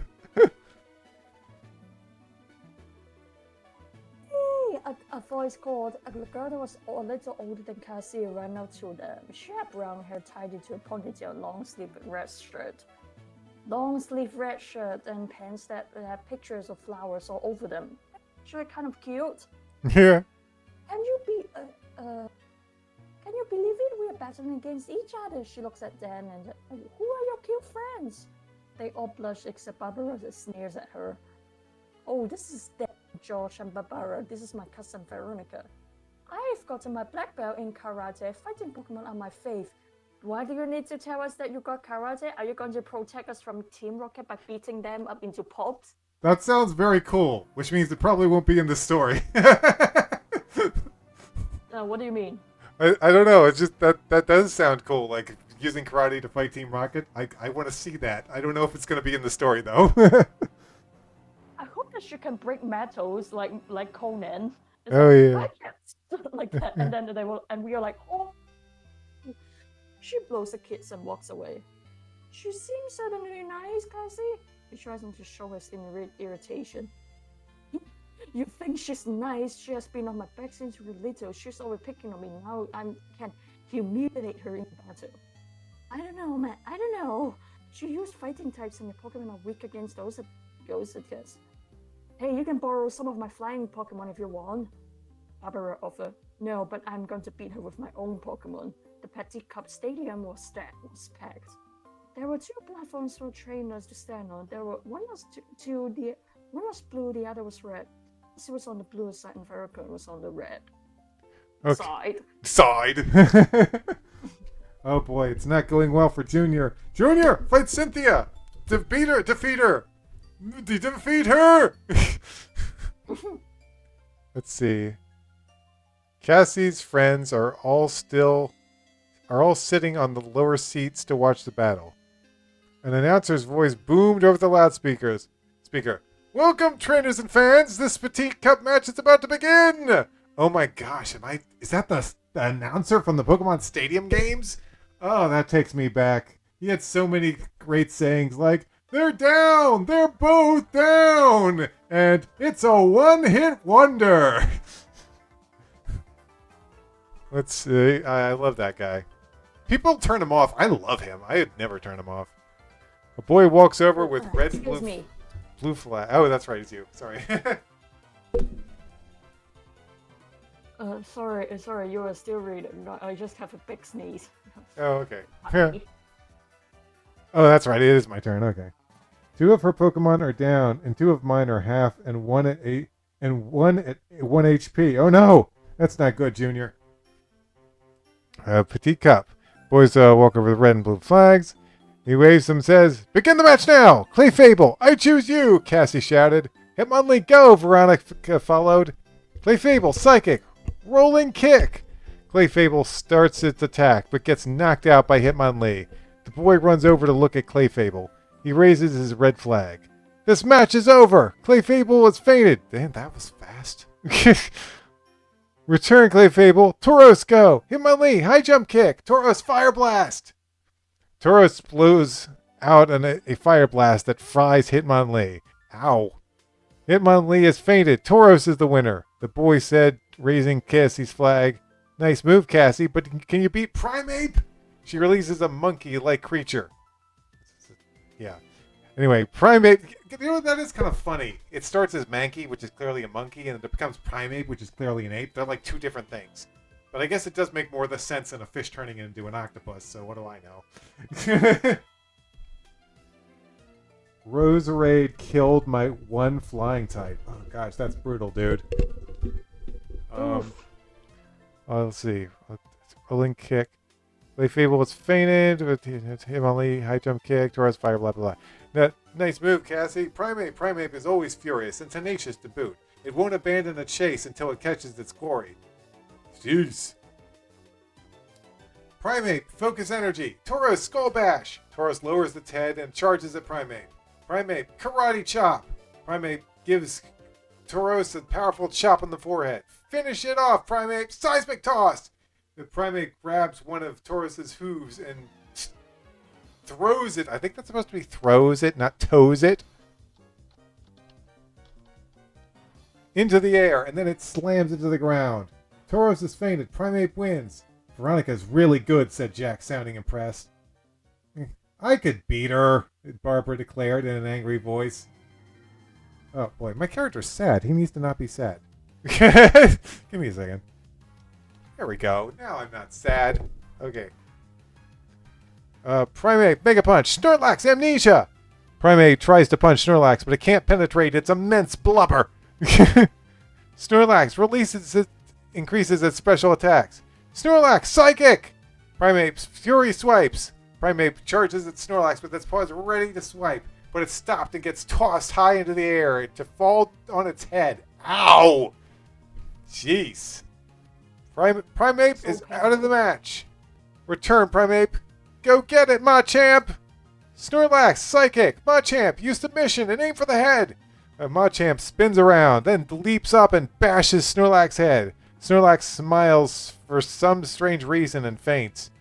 Snorlax has fainted, and the winner of this battle is the red side. Veronica wins! Oh, damn, that sucks. Oh, that's right. I think these are double elimination. Oh, yeah, they are double elimination. I think I did that because, like, then the character could lose and that they might learn a lesson or something. And take a break. Yeah. Cassie fell to her knees. I lost my first... Holy crap! That's the first battle you ever lost? Girl, that's impressive! This is like, how long have you been a trainer? This is the first battle you lost? He finally loses, yeah! Lost my first battle. Gee, that's tough, Jack remarked. What time is it? Barbara asked. Dan looks at his watch. It's 9:35. I better get ready for my battle, she said. I think we should all get ready, Jack advised. Hey Dan, what time did you say it was? I just told you. It's 9:36 now. What? I only have 2 minutes to get to my battle. See ya. Everyone leaves the stadium except Cassie and Dan. He walks down to her. You okay? Not really. At least you get one more chance. Why did she have to come to the league anyway? You'll beat her next time. You think so? Sure, if you get some other Pokemon. No, I want to beat her with what I've got. Okay, but you might regret that decision. Not too far away, Josh arrives just in time for his battle. The stadium is packed with people cheering and is much bigger than the other stadiums. On the other side of the battle arena is his opponent. His hair is being held up by a purple headband. He's wearing strange clothes, a cape, and is juggling his Pokeballs. Oh, it's a juggler! Yeah, that's a trainer from the regular Pokemon games. Josh is on the red side. The flag boy starts the battle. Mr. Mime, go! The juggler commanded. Kabuto, go! Mr. Mime, barrier! Kabuto, leer! Mr. Mime pantomimes a wall up while Kabuto stares... Hold on. Did I just start reading your page? I did. I think that you did. Hold on. Okay, you know what? I'm going to finish it and then you can read the next two. No, it's okay, I can finish. Oh, where were you anyways? Oh, this is right here. Okay, I can do it. Kabuto leer. Mr. Mime pantomimes a wall up while Kabuto stares it down. Hey, Miss Mimic around here. Kabuto slash. Mr. Mime learns Hydro Pump from Kabuto, and then Kabuto jumps on his face and slashes it. Oh, ooh, that's gonna hurt. Yeah. To copy like me. Well, I guess that we are rivals. Hydro Pump. Use your Hydro Pump, Kabuto. Both Pokemon blast out streams of water. You can't compete with Kabuto and Frostback. I knew it. He's a water type and he's better with water attacks than Mr. Mime. He's out of the match. Kabuto wins it. Return Mr. Mime Electro Gold. Enough, Kabuto. Your turn, Ninetales. Electro Thunderbolt. Ninetales, dig now! Ninetales takes a hole and dodges the electrical attack. Also, you know, I actually saw foxes when I was in the UK. Twice. Wow. You know, I actually recorded footage of a fox on our front porch once. Really? Yeah. There's foxes in our area. That's why I was very concerned for like, we have coyotes, we have foxes. That's why I was so concerned when Mufasa was lost for 8 months. You were afraid that your cat got eaten by the foxes, but then your cat somehow survived. Yeah, he came back. You're going to look at your cat and say, how do you do that? Okay. And Electro is out of the match. Wait. Ninetales sticks a hoe and dodges the electrical attack. Nix's burst from the ground, slamming into Electro. I'm doing great, George says to himself. Electro, return. Slowbro, right, wipe it out.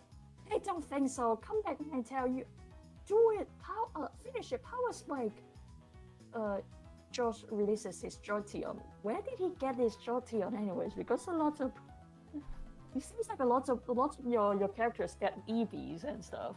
Yeah. I can't remember. But they were hanging out on Emily's ranch, you know, that poor orphan girl that's being forced to take care of all their Pokemon. At least she got paid very handsomely, I think, right? Do you want to read the next page too, or do you want me to read it? Wait. I haven't finished that last page, so I can finish half of this page or something. Okay. I don't think so. Come back, Ninetales. Finish it, Power Spike. Slowbro, Psychic. Focus Energy. Slowbro tosses Power Spike around, but it powers up at that time. Okay, now use Lightning Bolt. Disabled it! Before Slowbro could do anything, it was blasted with incredible amount of electricity. This battle is over. George now is the victor. The boy declared, you raising the red flag. Red flag? Really? Well, well, that raises red flags, doesn't it? And I did it without losing one Pokemon. Losing. That's supposed to be losing, not loosing. And also without. You got without wrong as well. Oh, yeah. Across the way, Barbara was starting her first Pup Club battle on the red side. Her opponent was a rough Pokemon tamer. He cracked his whip. Whoa. Yeah. The battle began and he started with a Fearow. The tamer began with Sand Slash. Fearow, Drill Peck, Sand Slash, slash it. Fearow pecked its Sand Slash in the stomach, but the Sand Slash makes a quick recovery with a Swift Slash at it. Okay, Double Edge. Rock Slide. Fearow hits Sand Slash hard with his sharp beak. Yeah, I think that the Barbara is like, this is getting, okay. Yeah. Fearow is defeated. The referee calls, Fearow, come back, go, Dewey! Jack, Dan, and Cassie were in the stands. Dewey!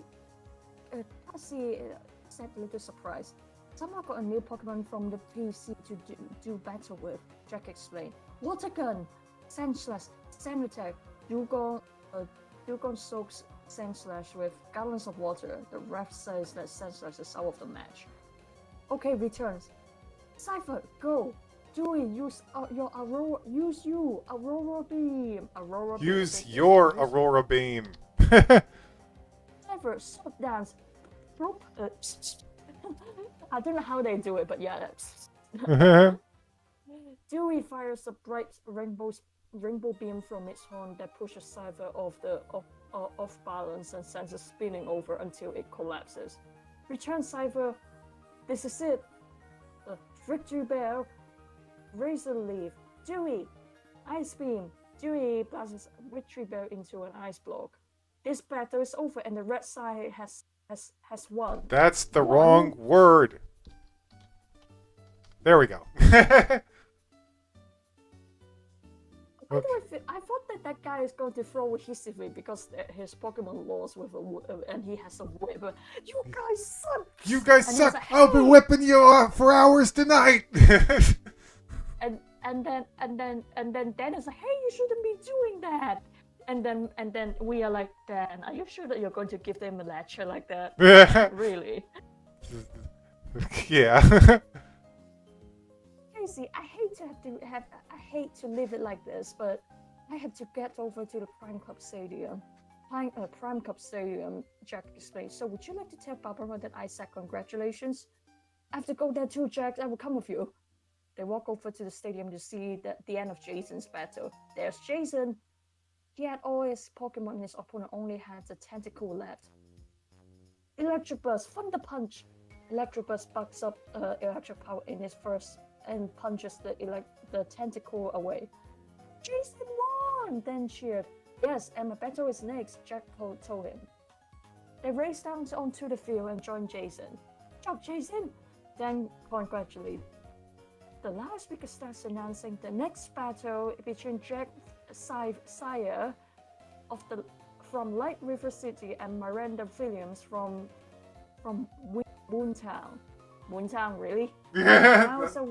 Miles away, friends and relations were sitting around their set, waiting for those to start. I wonder what Pokemon Jack will choose, Haro said. Is it supposed to be waiting around their seats or waiting around their sets? They're sitting around their sets, sitting around their... What? Miles away, Seats. friends and relations are sitting around their... Oh! Television sets! Oh, okay. I'll change it to this. I think it's more easy to understand. Okay. My turn. Mm-hmm. Oh, how's your battle going, Junior? How's your battle going against Cynthia? Anyway. Let's see. Sure, it'll be a good one, his sister replied. In Light River City, Dan's family, Professor Soft, and some neighbors were huddled together looking at the same TV. That's Dan's strange friend, George pointed out. Don't call your brother's friend strange, Dan's mother defended. Let's see how Jack conducts battle, the professor said. Hopeful, this is our first battle, so try hard, Jack sends out his Chansey. Wigglytuff, defense curl. Hopeful, light screen. Wigglytuff takes one look at Hopeful and feels jealous. It inflates its body to twice its normal size. Hopeful, make a light shield in front of itself. Wait, I'm reading that like it's dialogue. Hopeful makes a light shield in front of itself. Wigglytuff, body slam. Hopeful, counter. Wigglytuff jumps on Hopeful, and its huge rubbery body crushes her. Hopeful bounds into it with its power, but it does little to the big Pokemon. Okay, Wiggly, do a Mega Kick.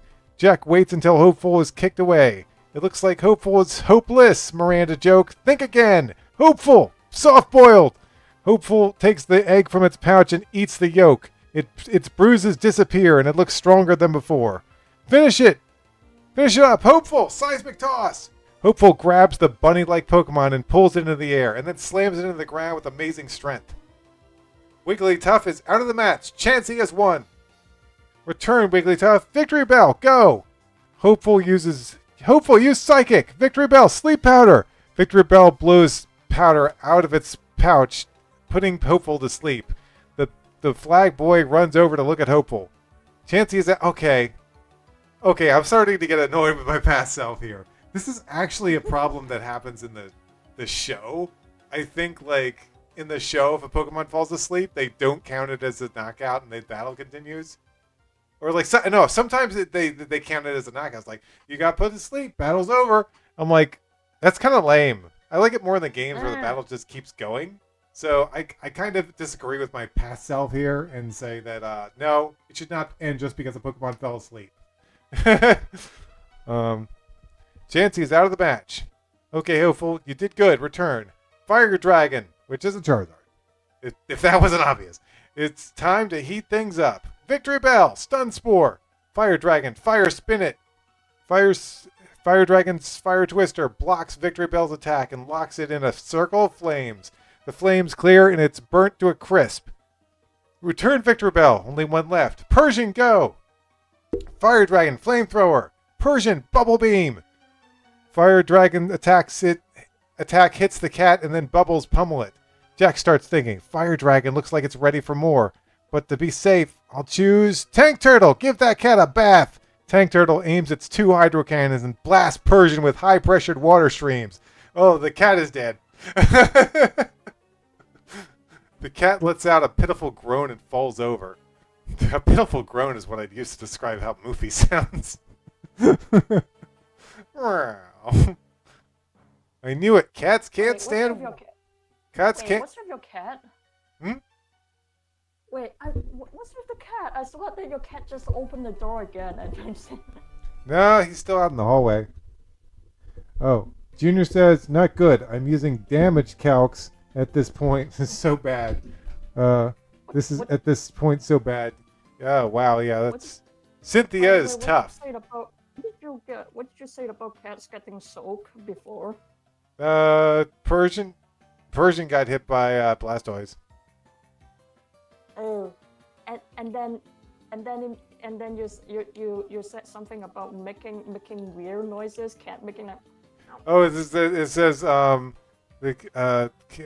water stream. Cats lets out a pitiful groan. I said a pitiful groan is kind of like what movie sounds like. What does it sound like? It's like. Wow. The battle is over. Jack is the winner. Later on, the trainers meet at the center to talk. You should have been there, Barbara. I was great, Jack bragged. Yeah, whatever. Say, Dan, when is your battle? Barbara asked. Thanks for reminding me. I better get over there right now. They all return to the Prime Cup Stadium. Dan brings out all of his Pokemon for a pep talk. This is it, guys. Our first Pokemon League battle. Even, honestly, though, you just destroyed all the gym leaders here, and the Elite Four, and Nick. I think you're ready for anything at this point. Let's do this. They all nod at him. He calls them back and starts walking down the hallway leading to the battlefield. My God, you got yeah. We always like fight, but right now we are like, please don't. We don't want to fight. And here comes everyone. Daniel Dragonson. What the hell? Ronald Rhodes. That's a Dragonson. That's almost like Skyrim or something, or maybe. Does he have Celtic heritage or something? For he is Dovahkiin, Dragonborn, Fusrota!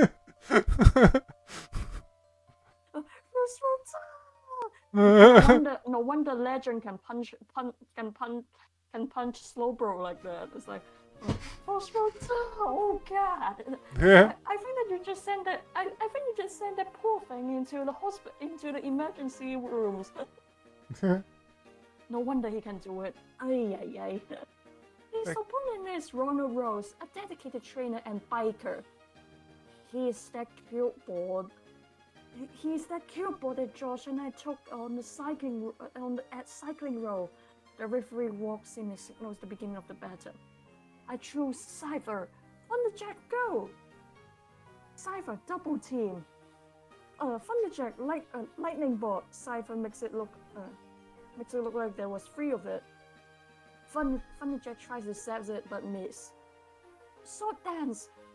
Okay, agility. Thunderjack. Cypher powers up its attack, and Thunderjack powers its speed up. Now slash it! Cyphers are all around, and Thunderjack's attack can't tell which one is real. Dan asked himself. Cypher's blade slash Thunderjack. Hey, he will try to dodge Thunderjack's attack, so let's try to dodge his. Thunderjack blinded with flash. Thunderjack makes its body glow brightly. The light flash blinds Cypher. Cypher tries to keep up with the illusion, but can't see where to move, and the real Cypher appears. Now Thunderjack hits it with lightning bolt. Thunderjack hits Cypher making it weak and fall to the floor. Way to go, son! Wow, that's a typo. Way to go! Way to go, son! That's a typo, dude. That's a typo you got there.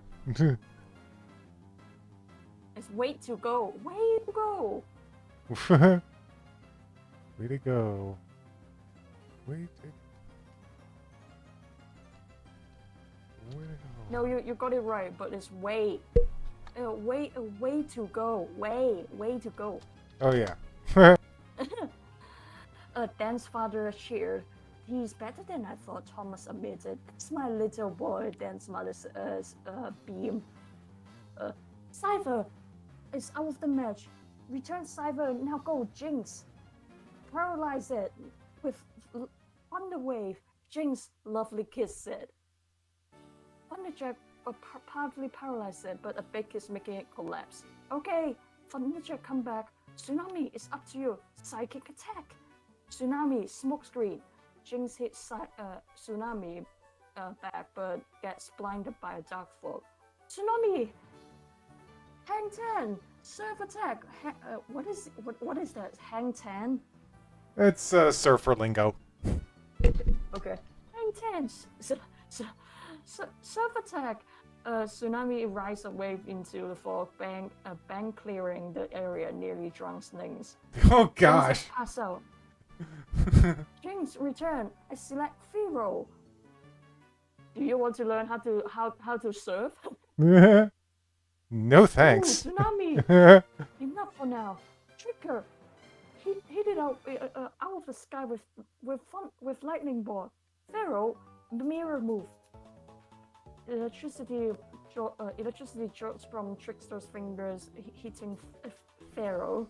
Pharaoh does the same attack, but the trigger does less damage. One more lightning bolt and it's over, Trigger.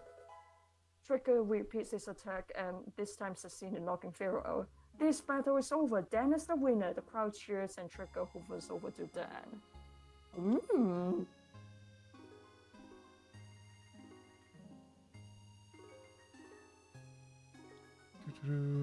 Okay. I guess I'll finish it up. Awesome. Great job, Trigger. We won our first battle. Dan reaches Doug Trigger, but instead falls off the platform. Oh gosh!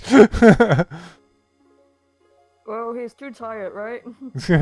He slaps his hand against his... Jack slaps his hand against his forehead. I forgot you were a ghost. Yeah, but I think you can actually touch Ghost. They just aren't always touchable. And also they are very mischievous. Yeah. Mischievous.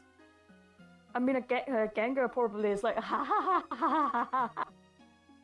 Fall over like that.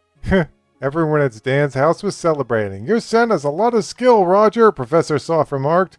I knew it was a good idea to have him stay for more schooling, Dan's dad said proudly. Dan's friends met him to congratulate him.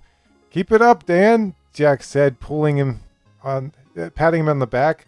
I wonder how far we'll get, Josh pondered.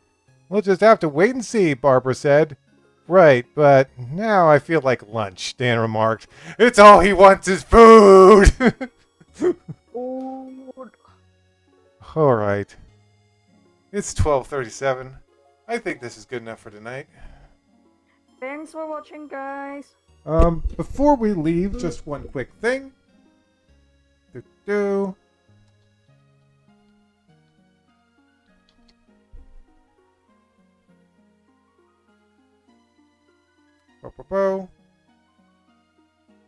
Okay. What is it? Oh, hey Junior, before we go, you can subscribe. Let me get my character to stop thinking. I'm just thinking endlessly. So, yeah, you can subscribe to this channel and, yeah, to be alerted to when we do our next one, which will probably be in a couple weeks. And if you want to watch video game videos or watch video game live streams, you can go to that channel. Because we got a whole bunch of video game live streams and Let's Plays and stuff over there. Thanks for coming, though. Dude, you stayed like the whole live stream. You're awesome. Woo! Thanks for watching us. You are the coolest. But yeah, subscribe for more. And we'll see you later. Thanks for coming. Bye.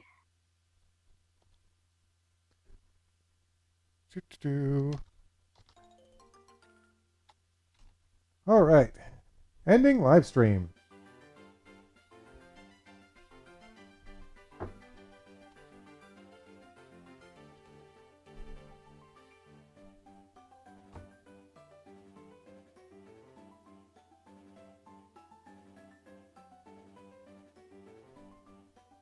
Well done, we survived. Oh.